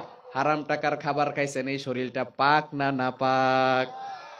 হারাম টাকা দিয়ে কাপড় কিনছেন, এই কাপড়টা পাক না না পাক? আপনি মনে করছেন ময়লা লাগলেই কাপড় পাক নাপাক হয়ে যায়, আপনি মনে করছেন গোসল ফরজ হইলেই শরীরটা নাপাক হয়ে যায়। না না, হারাম টাকার খাবার খাইছেন, ওই শরীরটা নাপাক। হারাম টাকা দিয়ে কাপড় কিনছেন, কাপড়টাও নাপাক। এই হারাম টাকার শরীর আর হারাম টাকার কাপড় দিয়ে কিয়ামত পর্যন্ত আপনি নামাজ পড়তে পারবেন, আল্লাহর কসম করে বলে দিয়ে যাই 1 রাকাত নামাজ আল্লাহ কবুল করবে না। ঠিক কি না? এজন্য অবশ্যই আমাদেরকে সতর্ক থাকতে হবে, একটা টাকাও যেন কোনোভাবে হারাম টাকা পকেটের ভিতরে না ঢুকে। খেয়াল রাখা যাবে ইনশাআল্লাহ। ভালো করে বুঝেন, আপনি 1 গ্লাস দুধ খেয়েছেন, এই দুধ আপনার হাতে যাবে, আপনার পায়ে যাবে, পায়ে শক্তি যোগাবে, হাতে শক্তি যোগাবে, ঠিক কিনা? কিন্তু এই দুধটা যদি হয় হারাম, এই দুধের মাধ্যমে রক্ত হবে, রক্তের মাধ্যমে বীর্য হবে, বীর্যের মাধ্যমেই কিন্তু সন্তান হবে। কিন্তু আপনি দুধটাই খেয়েছেন হারাম টাকা দিয়া। হারাম টাকার দুধ খাওয়ার ফলে এই দুধ হয়েছে হারাম। এই দুধের মাধ্যমে যে রক্ত হবে, সেই রক্তটা হবে হারাম রক্ত। এই রক্তের মাধ্যমে যে বীর্য হবে, সেই বীর্যটা হবে হারাম বীর্য। এই বীর্য দিয়া যে সন্তান হবে, সেটা কিন্তু হালাল জাদা হবে না, সেটা হবে হারাম সন্তান। এই সন্তানই বড় হয়ে তাকে বৃদ্ধাশ্রমে পাঠাবে। আপনি বলেন হুজুর সন্তানের বয়স 20 বছর হয়ে গেছে, কথা শুনে না, কথা শুনবে কিভাবে মিয়া? এজন্য হারাম থেকে দূরে সরে আসার দরকার আছে না নাই? আবার অনেকে দেখবেন ক্ষমতার পাওয়ার দেখায়, এই করে সেই করে। বিশেষ করে এমপি যারা থাকে, চেয়ারম্যান যারা থাকে, তারা কিন্তু পাওয়ার দেখায় না, দেখায় তারা ওই পাতি নেতা যেগুলো আছে না, বলে আমি চেয়ারম্যানের বাসার দারোয়ানের ছেলে, চিনিস আমাকে, আমি চেয়ারম্যানের বাসার দারোয়ানের ছেলে। এই চেয়ারম্যানের বাসার দারোয়ানের ছেলে কি পাওয়ার দেখছেন? আবার দেখবেন কিছু মানুষ আছে অন্যায় ভাবে মানুষের হকগুলো নষ্ট করে খায়, অন্যায় ভাবে মানুষের জমি আত্মসাৎ করে খায়, আবার হজ করতে যায়, এরকম হাজী সাহেব আছে না নাই? খবরদার, আপনি যদি হারাম টাকা কোনো ভাবে আনেন, আল্লাহর কসম করে বলে দিয়ে যাই, নামাজ পড়বেন, রোজা রাখবেন, হজ করবেন, যাকাত দিবেন, কোন আমল আল্লাহর কাছে কবুল হবে? আজকে রাতেও যারা দোয়া করবেন, হারাম খাইছেন যারা, ভালো করে শুনে রাখেন, যারা হারাম খেয়েছেন আজকে রাতে সবাইকে আল্লাহ ক্ষমা করে দিবেন, সাধারণ ক্ষমা। কিন্তু যারা হারাম খাইছে তাদের কোনো ক্ষমা। নবীজি সাল্লাল্লাহু আলাইহি সাল্লামের জামানায় নবীজি সাল্লাল্লাহু আলাইহি সাল্লাম কাবা শরীফের পাশে, সাহাবায়ে কেরামের পাশে, এক ব্যক্তি কাবার সামনে দাঁড়িয়ে দোয়া করতে করতে হাত উপরের দিকে উঠাইছে, ইয়া রব্বে কাবা, ইয়া রব্বে কাবা, ইয়া রব্বে কাবা, হে কাবার রব, হাকাযা আমাকে এটা দাও, হাকাযা আমাকে এটা দাও। সাহাবায়ে কেরাম বলতেছেন, ইয়া রাসূলুল্লাহ, ইয়া হাবিবাল্লাহ, এই ব্যক্তির সব দোয়া মনে আল্লাহ কবুল করে নিয়েছেন। নবীজি বলেন, ও আমার সাহাবীরা ভালো করে শুনো, এই ব্যক্তি যতই দোয়া করুক না কেন, আল্লাহ তার একটা ডাকও শুনে না। সাহাবায়ে কেরাম হতবাক হয়ে গেলেন, ইয়া রাসূলুল্লাহ কি বলেন? এমন ভাবে ডাকতেছে কেমন যেন কান্না করতে করতে চোখের পানি শেষ, চোখ দিয়ে রক্ত বের হয়ে যাবে। নবীজি বলেন, সাহাবীরা ভালো করে শোনো, এই ব্যক্তি যে খাবার খায় হারাম টাকার খাবার, এই ব্যক্তি যে পোশাক পরে হারাম টাকার পোশাক, আর হারাম টাকার পোশাক আর হারাম টাকার খাবার যারা খায়, তাদের কোনো দোয়া কোনো ডাক আল্লাহ শোনে না। আপনি তো হারাম টাকা উড়াদুরা খাচ্ছেন আর মনে করতেছেন আমি তো কনফার্ম জান্নাতি, আমি তো 1 ওয়াক্ত নামাজও মিস দিই না। নামাজ পড়তে পারবেন কিন্তু নামাজ কবুল হবে? এজন্য আগে হারাম থেকে দূরে সরে আসার দরকার আছে না নাই? অনেকে ক্ষমতা দেখায়, অন্যায় ভাবে মানুষের মাল আত্মসাৎ করে খায়, এরকম মুসল্লিও সমাজে আছে না নাই? ভাই ভাইয়ের হক দিতে চায় না, প্রতিবেশীর হক দিতে চায় না, ভাই বোনের হক দিতে চায় না, এরাও আবার মসজিদের সভাপতি হয়, এরকম লোক সমাজে আছে না নাই? সুদখোররা মসজিদের সভাপতি, মসজিদের সেক্রেটারি হয়ে বসে রয়েছে। ইমাম সাহেব যদি খালি বলে সুদ খাওয়া যাবে না, তাহলে সভাপতির মুখে আর তাকানো যায় না, মনে হয় আমারই বলছে, পরের দিন আর ইমাম সাহেবের চাকরি। আপনাকে নিজের সংশোধন হওয়ার দরকার ছিল, কিন্তু আপনি ইমাম সাহেবের সংশোধন করে দিয়েছেন। মনে করছেন আপনি মনে হয় জিতে গেছেন, না না জিতেন নাই। একদিন কিন্তু আপনাকেও সেই কবরে ঢুকতে হবে, ঠিক কি না? অনেক সময় আমরা জুলুম করি, খবরদার ভালো করে শুনেন। এক জেলে ব্যক্তি মাছ ধরতে গেছে, কষ্ট হচ্ছে আপনাদের? মাছ ধরতে যাওয়ার পরে অনেক কষ্ট করে পরিশ্রম করে একটা মাছ ধরছে, বড় একটা মাছ। এবার সেখানে ছিল এক জালেম ব্যক্তি, সে গিয়ে বলছে, নদীর থেকে মাছ ধরছো, আমার কাছ থেকে পারমিশন নিয়েছো? নদীর থেকে মাছ ধরবে, তার কাছ থেকে পারমিশন নিতে হবে। এরকম টেন্ডারবাজ বাটপার সমাজে আছে না নাই? আছে না নাই? এবার সে লোকটা, জেলে ব্যক্তি, অসহায় মানুষ, তার কাছ থেকে জোর করে জুলুম করে মাছটা নিয়ে গেছে। এই মাছটা তার বৃদ্ধাঙ্গুলে একটা কামড় দিয়েছে, কামড় দেওয়ার সাথে সাথে এত যন্ত্রণা শুরু হয়েছে, মাছটা ছেড়ে দিয়েছে, মাছ লাফ দিয়ে নদীতে পড়ে গেছে। যন্ত্রণায় বাড়ি যাবে দূরের কথা, সে চলে গেছে সোজা ডক্টরের কাছে। ডক্টর সাহেব দেখেন তো হাতে কি হয়েছে, ব্যথার যন্ত্রণায় বাঁচতেছি না। ডক্টর সাহেব ব্যান্ডেজ করে দিয়েছে, মেডিসিন করে দিয়েছে। পরের দিন সকালবেলা আবার হাজির, ডক্টর সাহেব দেখেন তো কি হয়েছে, ব্যথাই তো কমে না, কি চিকিৎসা দিলেন? এবার ডক্টর সাহেব হাত ব্যান্ডেজ খুলে দেখে আঙ্গুলের যে কন্ডিশন, যদি আঙ্গুল না কাটে এই ভাইরাস তার হাতে প্রবেশ করবে। কি করা যায়? পরামর্শ করার পরে যে হাত তো বাঁচাতে হবে, তাহলে আপনি আঙ্গুল কাটেন। একটা আঙ্গুল কাটতে কি হয়, আঙ্গুল কাটছে। কাটার পরে পরের দিন আবার বিকেলবেলা দেখা করতে বলছে ডাক্তার সাহেব, বিকাল দূরের কথা, সকালবেলা আবার হাজির। ডাক্তার সাহেব কি চিকিৎসা দিলেন? ব্যথাই তো কমলো না।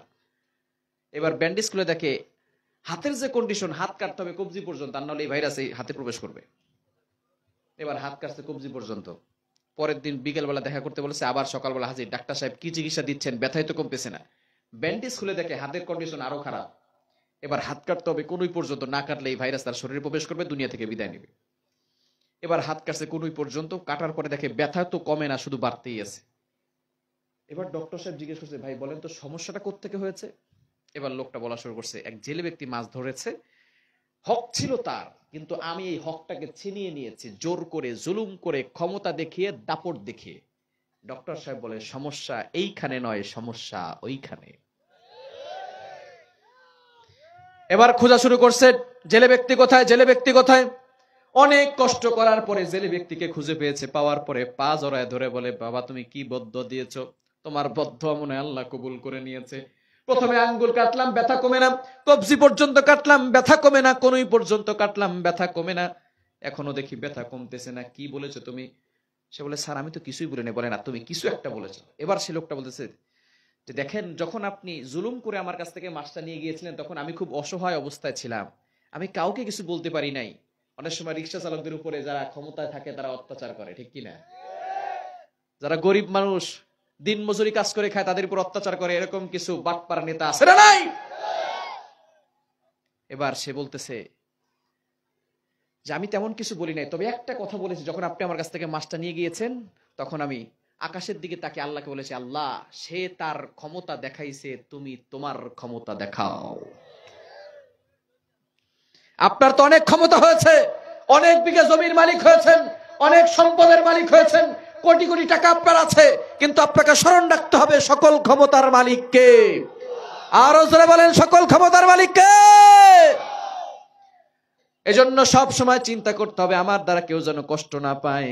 একদিন কিন্তু আমাকে চলে যেতে হবে। অন্যায় করব, জুলুম করব, অত্যাচার করব, যতই বড় হই না কেন ফেরাউনের মতো বড় হতে পারি নাই। ফেরাউনকে আল্লাহ পাক রব্বুল আলামিন সাইজ করে দিয়েছেন এবং লাশটাকে টান টান করে রেখে দিয়েছেন। ইউটিউবে সার্চ করলে পাবেন। সকল ক্ষমতাশীলদেরকে আল্লাহ পাক রব্বুল আলামিন কেমন যেন আঙ্গুল দিয়ে বুঝাতে চান, তোমরা ফেরাউনের দিকে তাকাও, ওর লাশটা আমি পচাইও না, গলাইও না, এভাবেই রেখে দিয়েছেন কে? এজন্য সতর্ক হওয়ার দরকার আছে না নাই? মুমিনদের 3 নাম্বার গুণ হচ্ছে আল্লাযীনা হুম লিযাকাতি ফাইলুন, পরিপূর্ণভাবে যাকাত দিবে, হারাম খাবে। 4 নাম্বার আল্লাযীনা হুম লিফুরুজিম হাফিজুন, লজ্জাস্থানের হেফাজত করবে। বিশেষ করে বাবারা যা আছেন ভালো করে শুনেন, আপনি আপনার সন্তানকে কি শিক্ষা দিচ্ছেন, আপনার মেয়েটাকে কি পড়াচ্ছেন, কতটুকু পর্দা করাচ্ছেন। পবিত্র কোরআনুল কারীম খুলবেন, শুধু কোরআন হুজুরদের জন্য আসে নাই, কোরআন শুধু আলেমদের জন্য না, ইমাম সাহেবদের জন্য না, কোরআন সবার জন্য। আস্তে আস্তে কোরআন খুলবেন, 22 নাম্বার পারার 1 নাম্বার পৃষ্ঠার 1 থেকে 15 নাম্বার লাইন পর্যন্ত সূরাতুল আহজাবের 32, 33, 34, 35 নাম্বার আয়াতগুলো সুন্দর করে পড়বেন। আল্লাহ তাআলা কিভাবে আপনার মেয়েটাকে পর্দা করাইতে বলছেন আর আপনি কিভাবে করাচ্ছেন। এমন একটা টাইট ফিট বোরকা কিনে দিয়েছেন, এমন একটা নকশাযুক্ত বোরকা কিনে দিয়েছেন, বাবা লজ্জা করলো না আপনার? লজ্জা করলো না আপনার মেয়েটাকে এমন একটা নকশাযুক্ত বোরকা কিনে দিয়েছেন? বোরকা হওয়ার কথা ছিল এমন যে বোরকার ভিতরে থাকলে 60 বছরের নারী আছে নাকি 30 বছরের মহিলা আছে নাকি 16 বছরের যুবতী মেয়ে আছে বোঝা যাবে না, কিন্তু টাইট ফিট বোরকা এমন ভাবে কিনে দিয়েছেন। নকশাযুক্ত বোরকা কিনে দেওয়ার ফলে যুবকরা যে বোরকার কারণে তাকাতো না, নকশাযুক্ত বোরকার কারণে আরো বেশি করে তাকায়, ঠিক কিনা বলেন?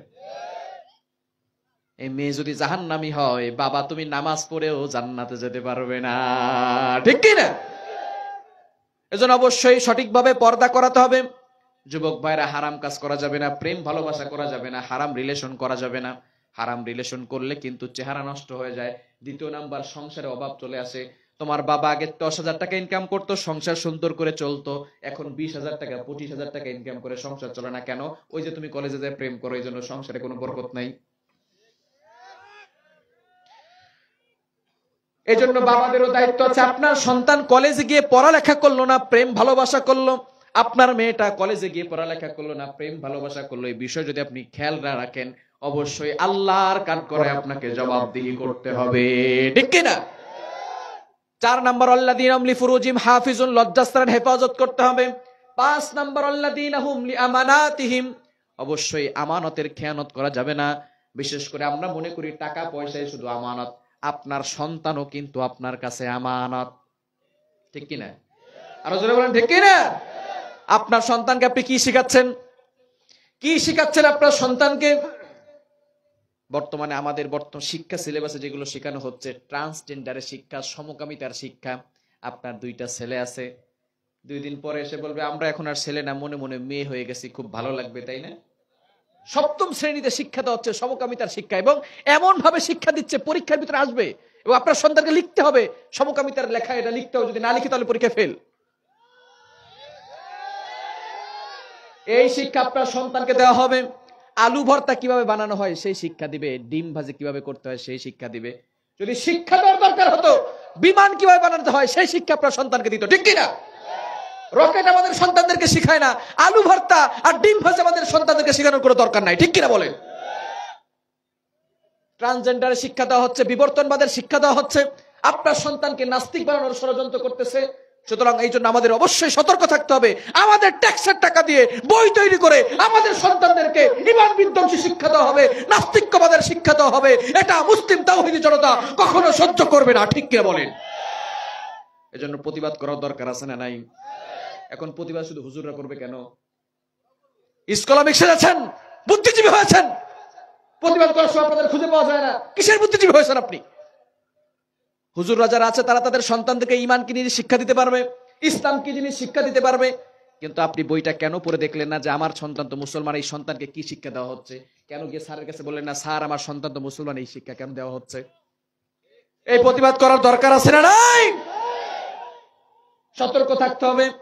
আপনার সন্তানকে কি শিক্ষা দিচ্ছেন এই বিষয়ে আল্লাহ তাআলা জিজ্ঞেস করবে। কোরআন থেকে বলছি, 28 নম্বর পারা 19 নম্বর পৃষ্ঠার 13, 14, 15 নম্বর লাইন, সূরাতুত তাহরিমের 6 নম্বর আয়াতে আল্লাহ বলছেন, ইয়া আইয়ুহাল্লাযীনা আমানু, যদি নিজেকে ঈমানদার দাবি করো, যদি নিজেকে মুমিন বলে দাবি করো, কু আনফুসাকুম ওয়া আহলিকুম নারা, save yourself, save your family, তোমরা নিজেরাও বাঁচো, তোমার পরিবারকেও জাহান্নাম থেকে বাঁচাও। এখন পরিবারের ভিতরে সন্তান আছে না নাই? আরো জোরে আছে না নাই? এজন্য সন্তানকে সঠিক শিক্ষা দিতে হবে। আল্লাহ পাক রব্বুল আলামিন বলছেন কি শিক্ষা দিবেন সন্তানকে। 27 নম্বর পারা 10 নম্বর পৃষ্ঠা 10 নম্বর লাইনে একটা সূরা রয়েছে, সূরাতুর রহমান। আল্লাহ তাআলা এখানে তার পরিচয় দিয়েছেন। অভিভাবক যারা আছেন ভালো করে শুনেন। আল্লাহ পাক রব্বুল আলামিন বলছেন আর রহমান আল্লামাল কোরআন খলাকাল ইনসান, রহমানকে জানো, রহমান হলেন তিনি, আল্লামাল কোরআন, কোরআন শিখিয়েছেন যিনি। এরপরে বলছেন খলাকাল ইনসান, মানুষ সৃষ্টি করেছেন যিনি। একটু ভালো করে বুঝেন, আল্লাহ পাক রব্বুল আলামিন আগে আমাদেরকে কোরআন শিখিয়েছেন নাকি আগে আমরা দুনিয়াতে এসেছি? আগে কোরআন শিখছেন কে কে? আগে দুনিয়াতে আসছি তারপরে কোরআন শিখছি, ঠিক কিনা? আল্লাহ তাআলা এভাবে বলতে পারতেন আর রহমান খলাকাল ইনসান, রহমান হলেন তিনি, খলাকাল ইনসান মানুষ সৃষ্টি করেছেন যিনি। এরপরে বলতে পারতেন আল্লামাল কোরআন, কোরআন শিখিয়েছেন যিনি। না, আল্লাহ বলছেন আর রহমান আল্লামাল কোরআন, রহমানকে জানো, রহমান হলেন তিনি, আল্লামাল কোরআন, কোরআন শিখিয়েছেন যিনি। এরপরে বলছেন খলাকাল ইনসান, মানুষ সৃষ্টি করেছেন যিনি। আল্লাহ তাআলা এখানে বোঝাতে চাইছেন মানুষ হতে হলে আগে কোরআনের শিক্ষা লাগবে। কোরআনের শিক্ষা ছাড়া কেউ আদর্শ মানুষ হতে পারে না, ঠিক কিনা বলে? গরুর পেট থেকে বেরোলেই সেটা গরু হয়ে যায়, ছাগলের পেট থেকে বেরোলেই সেটা ছাগল হয়ে যায়, মহিষের পেট থেকে বেরোলেই সেটা মহিষ হয়ে যায়, মানুষের পেট থেকে বেরোলেই সেটা মানুষ হয় না, তাকে মানুষ বানাতে হয়। এজন্য সন্তানদেরকে মানুষ বানাতে লাগে কোরআনের শিক্ষা লাগবে। আবার আপনার সন্তানকে শিক্ষা দেওয়া হচ্ছে হাট্টিমা টিম টিম তারা মাঠে পারে ডিম, তাদের খাড়া দুটি শিং তারা হাট্টিমা টিম টিম। কবিতা কি পড়ছেন আপনারা? পড়ছেন? ভালো করে বুঝেন। হাট্টিমা টিম টিম তারা মাঠে পারে ডিম, তাদের খাড়া দুটি শিং, অর্থাৎ এমন একটা প্রাণী আছে যার শিংও আছে আবার ডিমও পারে। বোঝা গেল আপনাদের দেশের গরু মনে হয় ডিম পারে, ছাগলে কি ডিম পারে, মহিষে কি ডিম পারে? আমি আজ পর্যন্ত বুখারী, মুসলিম, আবু দাউদ, তিরমিজি, নাসাই, মুওয়াত্তা মালিক, মুওয়াত্তা মুহাম্মদ সহ যত ফিকহ শাস্ত্রের কিতাব আছে, বেহেশতে জোর, বেহেশতে গওহার, মালাবুদ্দামিন, নুরুল ইজা, কুদুরি, কানজুদ্দাকা, শরাবিকা, হেদায়া গ্রন্থ সহ কোন ফিকহ শাস্ত্রের কিতাবে পাই নাই এমন কোন প্রাণী আছে যেই প্রাণীর শিংও আছে আবার ডিমও পারে। মুরব্বীরা মনে হয় দেখছে, দেখছেন? বোঝা গেল আপনার সন্তানকে সর্বপ্রথম যে শিক্ষা দেওয়া হচ্ছে সেটা হলো মিথ্যা শিক্ষা। এই মিথ্যা শিক্ষা দিয়ে যাদের পড়ালেখা শুরু হয় তারা কখনো আদর্শ সন্তান হতে পারে না, ঠিক কিনা বলেন? এজন্য আল্লাহর কথা অনুযায়ী আপনার সন্তানকে 2 বছর হলেও মাদ্রাসায় পড়াবেন। আমি বলছি না আপনার সন্তানকে হাফেজ বানান, আলেম বানান, মুফতি বানান। নো, আমাদের ডক্টর দরকার, ইঞ্জিনিয়ার দরকার, পাইলট দরকার। তবে আগে সব শিক্ষা দেওয়ার আগে কোরআন শিখান, আগে মুসলমান বানান, এরপরে সব শিক্ষা দেন, তাতে আমাদের কোনো আপত্তি। আপনি আপনার সন্তানকে কি শিখাচ্ছেন? সায়েন্স নিয়ে পড়াচ্ছেন। সায়েন্সের সব টিচার হচ্ছে নাস্তিক, ম্যাক্সিমাম টিচার হচ্ছে নাস্তিক। এই নাস্তিকরা আপনার সন্তানকে যখন সায়েন্স নিয়ে পড়াবে তখন কি পড়াবে একটু ভালো করে বুঝেন। শুনতেছেন আপনারা? নবীজি সাল্লাল্লাহু আলাইহি ওয়াসাল্লাম যে মেরাজ করেছেন এটা আপনারা বিশ্বাস করেন? 7 আসমান ভেদ করে আল্লাহ তাআলা যে উপরে উঠেছে বিশ্বাস করেন? যদি কেউ বিশ্বাস না করে সে কি মুসলমান না কাফের? আর যারা মুসলমান না কাফের? বিজ্ঞান আপনার সন্তানকে যখন সায়েন্স নিয়ে পড়াবে তখন আপনার সন্তানকে শিখাবে, এই তোমরা যারা পড়তেছো ভালো করে শোনো, সূর্যের তাপমাত্রা হচ্ছে 1,40,00,000 ডিগ্রি সেলসিয়াস। 1,40,00,000 degree Celsius. আর বর্তমানে দুনিয়ার যে আগুন আছে 1500 ডিগ্রি সেলসিয়াস। এই 1500 ডিগ্রি সেলসিয়াসের আগুন দ্বারা লোহাকে মোমের মতো গলিয়ে দেওয়া যায়। কিন্তু তোমার নবী যে সূর্যের তাপমাত্রা 1,40,00,000 ডিগ্রি সেলসিয়াসের আগুনের তাপমাত্রা ভেদ করে আরশে আজিম পর্যন্ত গিয়েছে, এটা বিশ্বাস হয় না আমাদের। এটা হলো মিথ্যা কথা। তোমাদের নবী মেরাজ করে নাই, বলেন নাউজুবিল্লাহ। জোরে সরে বলেন না নাউজুবিল্লাহ। এই শিক্ষা আপনার সন্তানকে দেবে। আপনার সন্তান তখন ক্লাস 10-এ পড়বে, ইন্টারে পড়বে, আপনার সন্তান মনে চিন্তা করবে, হ্যাঁ ঠিকই তো, বিজ্ঞানের মানে না। সূর্যের তাপমাত্রা 1,40,00,000 ডিগ্রি সেলসিয়াস, সেটাকে কিভাবে অতিক্রম করলো আমাদের নবী? আস্তে আস্তে আপনার সন্তান নাস্তিক হয়ে যাবে। শুধু তাই নয়, মাউন্ট এভারেস্ট 29,000 ফিট উচ্চতা। মাউন্ট এভারেস্ট যারা বিজয় করেছে তারা অক্সিজেন নিয়ে উপরে উঠেছে। কেন? উপরে অক্সিজেন নাই। উপরে কি নাই? অক্সিজেন। আমরা যে নিঃশ্বাস নিচ্ছি, বাতাস নিচ্ছি, উপরে অক্সিজেন নাই। এই জন্য মাউন্ট এভারেস্ট যারা বিজয় করেছে তারা পিছনে অক্সিজেন নিয়ে তারপর উপরে উঠেছে। এখন বিজ্ঞান আপনার সন্তানকে পড়াবে, যখন সায়েন্স নিয়ে পড়াচ্ছেন আপনার সন্তানকে, ভালো মেধা, তাকে সায়েন্স নিয়ে পড়াতে হবে। বিজ্ঞান আপনার সন্তানকে শিখাবে, দেখো মাউন্ট এভারেস্ট মাত্র 29,000 ফিট, সেখানে উঠতে গেলে অক্সিজেন লাগে। তোমার নবী যে আরশে আজিম পর্যন্ত চলে গেছে, অক্সিজেন কোথায় পাইছে? এখন বিজ্ঞানকে কোরআন দিয়ে যুক্তি দিলে হবে না, তাদের যুক্তি দিয়ে তাদেরকে উত্তর দেওয়ার দরকার আছে না নাই? আরো এরকম অনেক প্রশ্ন আছে। আপনার সন্তান যদি ইসলামিক মৌলিক জ্ঞান না শিখে এগুলোর উত্তর দিতে পারবে? পড়তে হবে, জানতে হবে। ভাই অনেক বসে রয়েছেন, অনেক চুপচাপ ছিলেন, এখন পড়েন। আপনাদের শিক্ষার মেরুদণ্ড ভেঙে দিচ্ছে। কোন জাতিকে যদি ধ্বংস করতে হয় তাহলে শিক্ষার মেরুদণ্ড ভেঙে দিলে ওই জাতি আর কখনো খারাপ হয়ে দাঁড়াতে পারে না। আপনাদেরকে আলু ভর্তার ডিমবাজি শিখায়া আপনাদের শিক্ষার মেরুদণ্ড ভেঙে দিচ্ছে। ভারতে বিজ্ঞান তৈরি হয়, বিভিন্ন দেশে বিজ্ঞান তৈরি হয়, আমার দেশের বিজ্ঞান কোথায়? আমার দেশের বিজ্ঞানটা কোথায়? কি শেখানো হচ্ছে আমাদের সন্তানদেরকে? এজন্য কড়াই ঘন্টায় সবাইকে জবাবদিহি করতে হবে, ঠিক কিনা বলেন? বিজ্ঞান বলছে আপনার সন্তানকে যে 1500 ডিগ্রি সেলসিয়াসের লোহা মোমের মতো গলে যায়, আর 1,40,00,000 ডিগ্রি সেলসিয়াসের এই যে সূর্যের তাপমাত্রা কিভাবে নবীজি ভেদ করলো, তার মানে নবীজি মেরাজ করে নাই, বলেন নাউজুবিল্লাহ। উত্তর হচ্ছে, 1 নম্বরে কোরআন দিয়ে যদি দলিল দিতে চাই, ইব্রাহিম আলাইহিস সালামকে নমরুদ আগুনে নিক্ষেপ করেছিল, আগুন থেকে হেফাজত করেছিলেন কে? আরো জোরে বলেন কে? এখন এই দলিল তারা মানবে না।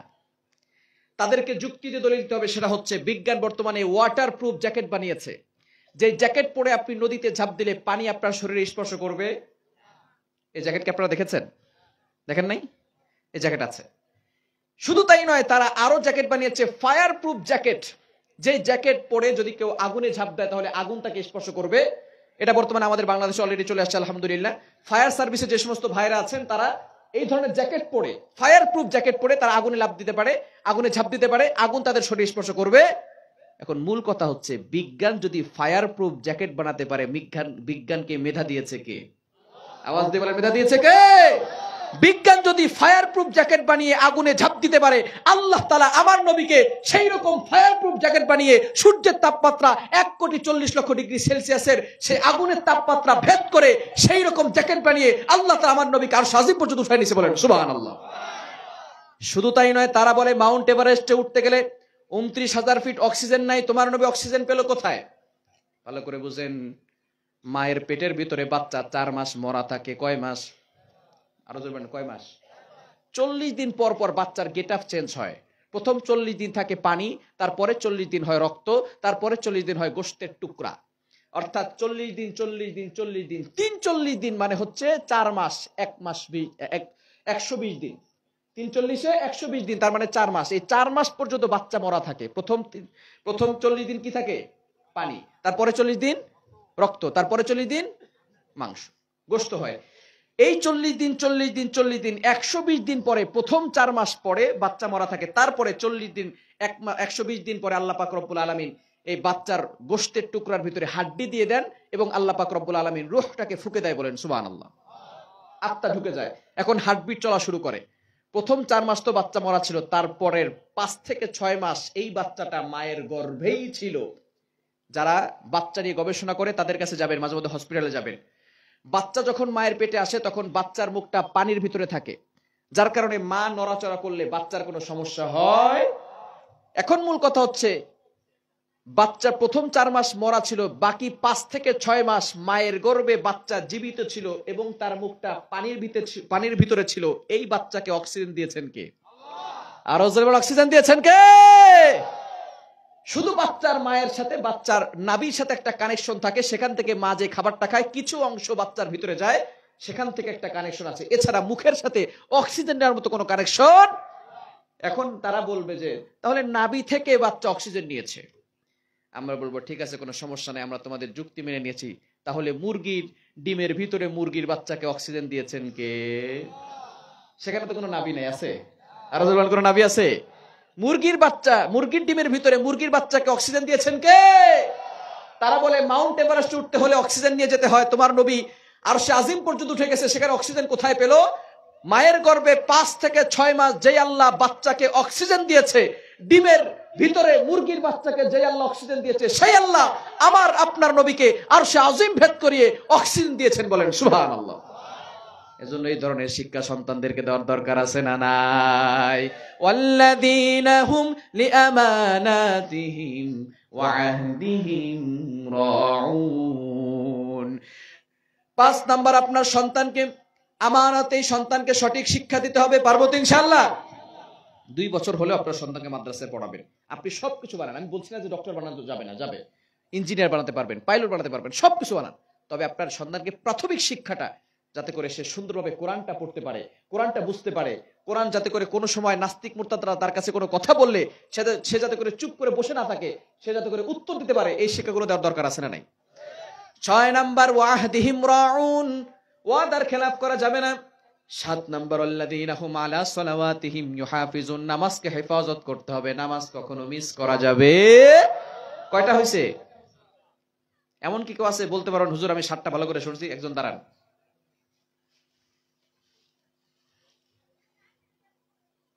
একজনও নাই? ইন্না লিল্লাহি ওয়া ইন্না ইলাইহি রাজিউন। ওয়াজ তো এসেছে দাদার নাতির মতো। একজনও নাই? হায় হায়। মুমিনদের বৈশিষ্ট্য কয়টি? আরো জোরে কয়টি? একজনও বলতে পারবেন না? 7টি তো সবাই জানে।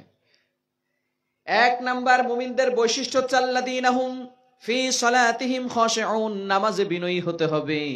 2 নাম্বার, অনর্থক কাজ করা যাবে না। 3 নাম্বার, যাকাত দিতে হবে। 4 নাম্বার, লজ্জাস্থানের হেফাজত করতে হবে। 5 নাম্বার, আমানতের খেয়ানত করা যাবে না। 6 নাম্বার, ওয়াদার খেলাফ করা যাবে না। 7 নাম্বার, আল্লাযীনা হুম আলা সালাওয়াতিহিম ইউহাফিজুন, নামাজকে হেফাজত করতে হবে, নামাজ মিস করা যাবে না। মুমিনদের 7টি বৈশিষ্ট্য বর্ণনা করতে গিয়ে আল্লাহ শুরুও করলেন নামাজ দিয়ে, শেষও করলেন নামাজ দিয়ে। বোঝা গেল নামাজ পড়ার দরকার আছে না নাই? আরো জোরে বলেন, আছে না নাই?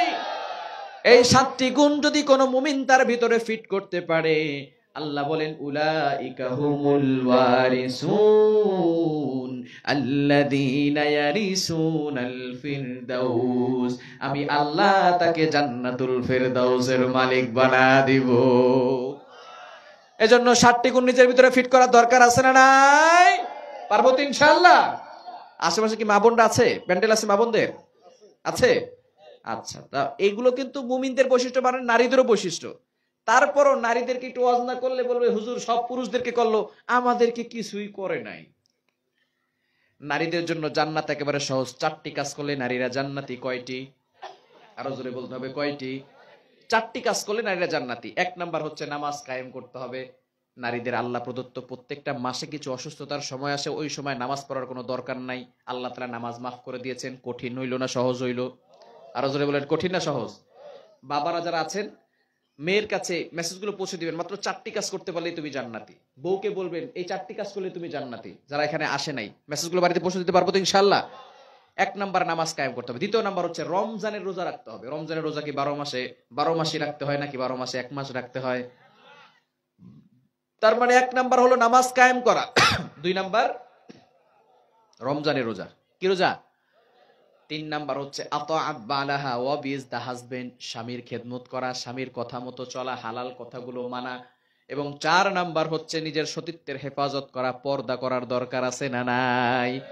নারীরা প্রথম 2টা পালন করলেও শেষের 2টা পালন করতে চায়। স্বামী আর স্ত্রীর ভিতরে মশারি টানানো নিয়ে ঝগড়া আছে না নাই? আর জোরে বলেন, আছে না নাই? স্বামী বলে তুমি টানাও, স্ত্রী বলে তুমি টানাও, আর না হলে কিন্তু দুইজনেই মশার কামড় খাবো। কোনো সমস্যা? খবরদার মা বোনরা যারা আছেন, ভালো করে শুনেন। আপনার স্বামী হচ্ছে আপনার হীরার টুকরা। আপনার স্বামীকে ভালোবাসেন, মহাব্বত করেন, আপনার স্বামীকে সম্মান করেন, রেসপেক্ট করেন। আপনি যদি মারা যান, নবীজি সাল্লাল্লাহু আলাইহি সাল্লাম জানিয়ে দিয়েছেন, কোন স্ত্রী যদি মারা যায় আর স্বামী যদি বলে আমার স্ত্রী ভালো ছিল, আমার স্ত্রী সঠিক পথে চলেছিল, নামাজ কখনো মিস করে নাই, স্বামী যদি সাক্ষী দেয়, আল্লাহ পাক রব্বুল আলামিন নবীজি সাল্লাল্লাহু আলাইহি সাল্লামের মাধ্যমে জানিয়ে দিয়েছেন, স্বামী যদি কোনো স্ত্রীকে ভালো বলে, ওই স্ত্রীর জন্য আল্লাহ জান্নাতের 8টি দরজাই খুলে দিবে। এজন্য স্বামীদের সাথে স্ত্রীরা ভালো ব্যবহার করবে। আর স্বামীরা বাসায় গিয়ে বউরে উড়াদুরা পিটাইবেন, পারবেন না? কি বলে? বউ মারে কে থেকে হাত তোলেন? ওই যে একজন, ওই যে, হ্যাঁ, কেউ মারে না, ওই একজন তো মানে ভুলে ভুলে উঠেছে। হ্যাঁ, সব জান্নাত থেকে পলাই আছে নাকি? জান্নাত থেকে পলাই চলে আসছে আপনারা, সব আল্লাহর ওলি, কেউ বউরে মারে না, দেখছেন? খবরদার, বউকে মারা যাবে না। তবে 4 কারণে বউকে মারা যাবে, শাসন করা যাবে। এখন যুবক বলে হুজুর খালি ওয়াজটা করে দেখেন কেমনে বউরে পিটাই। 4 কারণে বউকে শাসন করা যাবে, বউকে মারা যাবে। 1 নাম্বার, যদি ফরজ নামাজ না পড়ে। 2 নাম্বার, যদি ফরজ রোজা না রাখে। 3 নাম্বার, স্বামীর হালাল কথা না শোনে। 4 নাম্বার, পর্দা না করে। এই 4 কারণে বউকে শাসন করা যাবে, মারা যাবে। তবে 4 জায়গায় মারা যাবে। 1 নাম্বারে মুখে মারা যাবে না, 2 নাম্বারে মাথায় মারা যাবে না, 3 নাম্বারে বুকে মারা যাবে না, 4 নাম্বারে পিঠে মারা যাবে না। যদি মারতেই হয় কোমরের নিচে মারা লাগবে। এখন কয় হাত লাঠি দিয়ে মারবেন? 5 হাত লাঠি দিয়ে তাও পারবেন না, 3 হাত লাঠি দিয়ে তাও পারবেন না, 2 হাত লাঠি দিয়ে তাও পারবেন না, 1 হাত লাঠি দিয়ে তাও পারবেন না। যদি মারতে হয় অর্ধেক লাঠি, মেসওয়াকের মতো এরকম লাঠি দিয়ে মারতে হবে। মুফাসসিরিনে কেরাম বলেন, এত জোরে মারা যাবে না যাতে করে স্ত্রীর দেহের ভিতরে ক্ষত বিক্ষত হয়ে যায়, দাগ হয়ে যায়। এত জোরে মারা যাবে না, মেসওয়াকের মধ্যে একটা লাঠি দিতে হবে, তাও আবার এভাবে ধরতে হবে। এখন এই লাঠিতে যদি আপনি মারেন, এভাবে মারতে হবে। এমনি যদি আপনি আপনার স্ত্রীকে মারেন, আপনার স্ত্রী বলে ইয়ার কি করে না তো সরো, ঠিক কিনা? এই ওয়াজ আপনাদের উত্তরবঙ্গে এক জায়গায় করছিলাম। আপনাদের উত্তরবঙ্গে কোথায় করছে সেটা বলবো না। এক যুবক দাঁড়া গেছে, হুজুর কি ওয়াজ করলেন, এখন তো আর বউকে মারা যাবে না। যে ওয়াজ করছেন হুজুর, বউকে তো আর মারা যাবে না, এই লাঠি দিয়ে কি গুঁতো দেওয়া যাবে? তাও বউ পিটায় ছাড়বে, এরকম যুবক আছে না নাই? খবরদার, বউকে মারবেন না, বউকে আঘাত করবেন না। নবীজি সাল্লাল্লাহু আলাইহি সাল্লামের 11 জন স্ত্রী ছিল, তিনি কখনো কারো উপর হাত তোলেন নাই। সবার সাথে তিনি ভালো ব্যবহার করছেন, কখনো কাউকে গালমন্দ করেন নাই। আর ভালো করে শুনে রাখেন, নারীরাও একটু বক্র, এটাই হচ্ছে নারীদের সৌন্দর্য। কেননা কালো কালার অনেকের কাছে অপছন্দনীয়, ঠিক কিনা? কালো কালার ভালো লাগে না, কিন্তু চুল কালো হওয়া সকলের কাছে পছন্দনীয়। ঠিক তোদের ভাবে বক্রতা অপছন্দনীয়, কিন্তু নারীরা বক্রতা, এটাই নারীদের সৌন্দর্য। বলেন সুবহানাল্লাহ। এজন্য নারীদেরকে ওয়াজ করতে হবে, নসিহত করতে হবে, সুন্দর সুন্দর কথা বলতে হবে। বেশি চাপ দেওয়া যাবে না, তারা এমনি একটু বাঁকা, বেশি চাপ দিলে কিন্তু ভেঙে যাবে। আবার এটাকে ছেড়েও দেওয়া যাবে না, বেশি বাঁকা হয়ে যাবে। এটাকে ওয়াশ করে নসিহত করে সোনা ময়না গুগু টিয়া বলে বলে ওয়াশ করে নসিহত করে তারপরে ভালো করার দরকার আছে না নাই? আল্লাহ পাক রব্বুল আলামিন নারীদেরকে সম্মান দিয়েছেন। বাবার পায়ের নিচে সন্তানের জান্নাত নয়, মায়ের পায়ের নিচে সন্তানের জান্নাত। নবীজি সাল্লাল্লাহু আলাইহি সাল্লাম জানিয়ে দিয়েছেন, আল জান্নাতু তাহতা আকদামিল উম্মাহাত, মায়ের পায়ের নিচে সন্তানের বেহেশত, বাবার পায়ের নিচে। কি বুঝলেন? নারীদের সম্মান পুরুষদের থেকে কম না বেশি?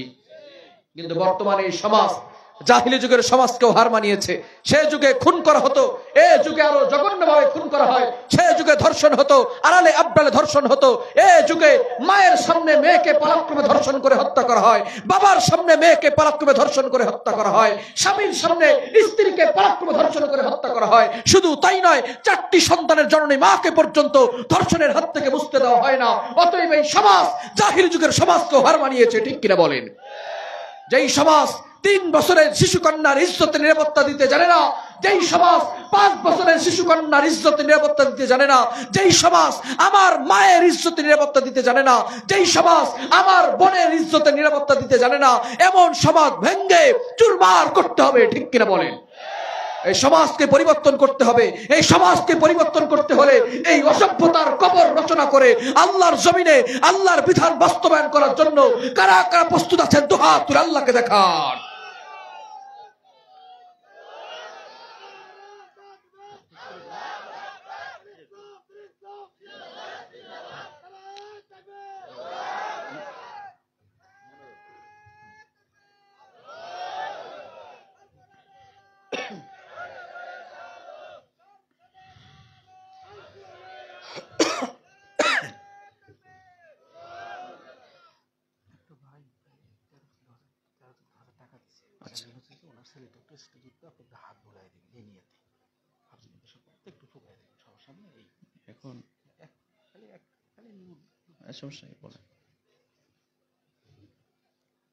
যে কথাগুলো বললাম আল্লাহ তাআলা আমাদের সকলকে আমল করার তৌফিক দান করেন, সকলে বলেন আমিন।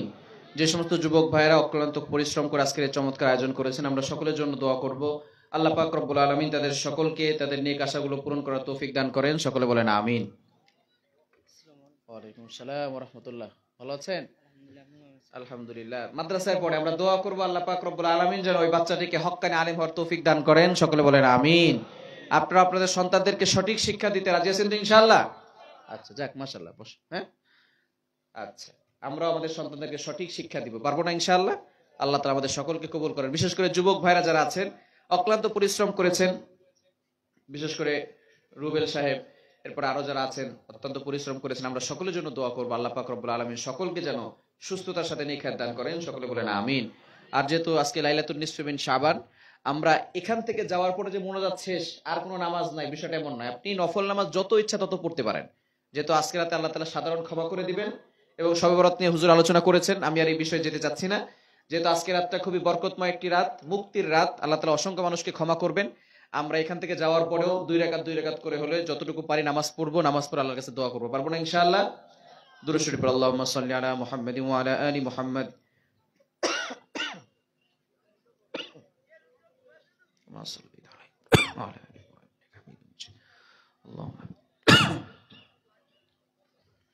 আলহামদুলিল্লাহি রাব্বিল আলামিন। ربنا ظلمنا أنفسنا وإن لم تغفر لنا وترحمنا لنكونن من الخاسرين. ربنا وآتنا ما وعدتنا على رسلك ولا تخزنا يوم القيامة إنك لا تخلف الميعاد. رب ارحمهما كما ربياني صغيرا. اللهم رب ارحمهما كما ربيانا صغيرا. يا رب العالمين، يا أكرم الأكرمين، يا ذا القوة المتين، يا راحم المساكين. أي الله আজকে পবিত্র মাওলা মুক্তির রজনীতে তোমার দিন সম্পর্কে আলোচনা করে আমরা কয়েকজন গুনাহগার বান্দা তোমার শাহী দরবারে ভিখারির মতো হাত কারা বিছিয়ে দিয়েছি। আয় আল্লাহ খাস করে আজকের এই চমৎকার মাহফিলকে তুমি কবুল করে নাও। আয় আল্লাহ এই মাহফিলের উসিলা করে মাওলা আমাদেরকে সকল প্রকার যত গুনাহ করেছি সকল গুনাহ খাতাগুলো ক্ষমা করে দাও। আয় আল্লাহ আমরা তো গুনাহগার মাওলা, তুমি তো গফফার। আয় আল্লাহ আমরা নাফরমান মাওলা, তুমি তো রহমান। তোমার রহমান রহিম নামের উসিলা করে আমাদেরকে ক্ষমা করে দাও। আয় আল্লাহ আমার তো জানা নাই মাওলা, তোমার জানার বাকি নাই। আয় আল্লাহ উপস্থিত কার জানো মা নাই, কার জানো বাবা নাই। আয় আল্লাহ অন্ধকার কবরে চলে গেছে মাওলা। আয় আল্লাহ রহমতের দৃষ্টি দিয়ে তাকায় দেখো কত সন্তান পিতা মাতার জন্য চোখের পানি ছেড়ে দিয়েছে। মা আল্লাহ আমাদের জন্য কতটা কষ্ট করেছে। আয় আল্লাহ যখন পেটে ছিলাম কত লাথি গুতা মেরেছি, ভূমিষ্ঠ হওয়ার পরে মায়ের এক কোলে পেশাব করে দিয়েছি, মা আমাদেরকে ওই কোলে না রেখে অন্য কোলে রেখেছে। আয় আল্লাহ পেশাব করে দিয়েছি মাওলা বিছানায়, মা বিজা জায়গায় ঘুমাই আমাদেরকে শুকনা জায়গায় ঘুম পাড়াইছে। যাদের ওই জনম দুঃখিনী মা অন্ধকার কবরে চলে গেছে মাওলা, খাস করে ওই মায়ের কবরখানা তুমি জান্নাতের বাগান বানা দাও। যাদের জনম দুঃখী বাবা, আয় আল্লাহ বাবারা কত কষ্ট করে মাওলা, সকালবেলা ঘর থেকে বের হয় রাতের বেলা আসে। ঈদের সময় আসলে মাওলা আমাদেরকে নতুন জামা কিনে দিয়ে মাওলা নিজে ছিঁড়া জামা গায়ে দেয়। যাদের ওই জনম দুঃখী বাবা অন্ধকার কবরে চলে গেছে মাওলা, খাস করে ওই বাবার কবরখানা তুমি জান্নাতের বাগান বানা দাও। আয় আল্লাহ খাস করে আজকে যারা এই অক্লান্ত পরিশ্রম করেছেন সকলকে কবুল করে নাও। আয় আল্লাহ আজকের মাহফিলের সম্মানিত সভাপতি সাহেবকে কবুল করে নাও। আয় আল্লাহ আজকের মাহফিলের প্রধান অতিথি সাহেবকে কবুল করে নাও। আয় আল্লাহ যারা প্রধান মেহমান ছিলেন, বিশেষ মেহমান ছিলেন, সকলকে কবুল করে নাও। আয় আল্লাহ খাস করে যে সমস্ত যুবক ভাই অক্লান্ত পরিশ্রম করেছেন সকলের নেক আশাগুলো কবুল করে নাও। আয় আল্লাহ অনেকে বিপদে আছে, বিপদ থেকে উদ্ধার করে দাও। আয় আল্লাহ অনেকে পেরেশানি আছে মাওলা, পেরেশানি দূর করে দাও। আয় আল্লাহ সুস্থতাও তোমার নিয়ামত, অসুস্থতাও তোমার নিয়ামত। আয় আল্লাহ খাস করে আমাদের সকলকে সুস্থতার নিয়ামত দান করে দাও। আয় আল্লাহ অনেকে মেয়ে বিয়ে দিতে পারতেছে না, ভালো পাত্রের ব্যবস্থা করে দাও। আয় আল্লাহ অনেকের সন্তান হয় না, নেককার সন্তানের ব্যবস্থা করে দাও। আয় আল্লাহ খাস করে মাওলা যাদের পিতামাতা দুনিয়ায় বেঁচে আছে সুস্থতার সাথে নেক হায়াত দান করে দাও। আয় আল্লাহ তোমার তো কোটি কোটি বান্দা আছে মাওলা, আমাদের তো তুমি ছাড়া আর কেউ নাই। ভিখারি এক দরজায় না পেলে অন্য দরজায় যায়, ওই দরজায় না পেলে অন্য দরজায় চলে যায়। আয় আল্লাহ আমাদের তো তোমার দরজা ছাড়া আর কোনো দরজা নাই। আয় আল্লাহ আমাদেরকে ভিখারির মতো তারা দিও না মাওলা। আয় আল্লাহ খাস করে আমাদের সকলের নেক আশাগুলো কবুল করে নাও। আয় আল্লাহ যারা ব্যবসা করে ব্যবসার ভিতরে বরকত দিয়ে দাও। আয় আল্লাহ যারা চাকরি করে চাকরির ভিতরে বরকত দিয়ে দাও। আয় আল্লাহ আমাদেরকে হারাম থেকে দূরে সরিয়ে দাও। আয় আল্লাহ হালাল রোজগার করতে পারি সেই তৌফিক দিয়ে দাও। আয় আল্লাহ মৃত্যু তো দিবাই মাওলা, ইমানের সাথে দিও মাওলা। আয় আল্লাহ রহমতের দৃষ্টি দিয়া তাকায় দেখো মাওলা, পাখিগুলো ঘুমিয়ে গেছে মাওলা, প্রাণীগুলো ঘুমিয়ে গেছে, তোমার বান্দা বান্দিরা তোমার ভালোবাসা এখনো ঘুমায় নাই। আয় আল্লাহ কার মনের কি আশা মাওলা, তুমি তো সকলের মনের অন্তর্যামী। আয় আল্লাহ সকলের নেক আশাগুলো কবুল করে নাও। আয় আল্লাহ দৃষ্টি দিয়া তাকায় দেখো দাড়ি পাকা মুরব্বীদেরকে নিয়ে হাত তুলেছি। আয় আল্লাহ যুবক ভাইদেরকে নিয়ে হাত তুলেছি। আয় আল্লাহ নাবালেগ বাচ্চাদেরকে নিয়ে হাত তুলেছি। তোমার প্রিয় বান্দীদেরকে নিয়ে হাত তুলেছি। যার হাতখানা তোমার কাছে পছন্দ হয় ওই হাতে উসিলা করে আমাদের দোয়াগুলো কবুল করে নাও। আয় আল্লাহ মৃত্যুর সময় আমাদের সকলের মুখে জারি করে দিও লা ইলাহা ইল্লাল্লাহু মুহাম্মাদুর রাসূলুল্লাহ।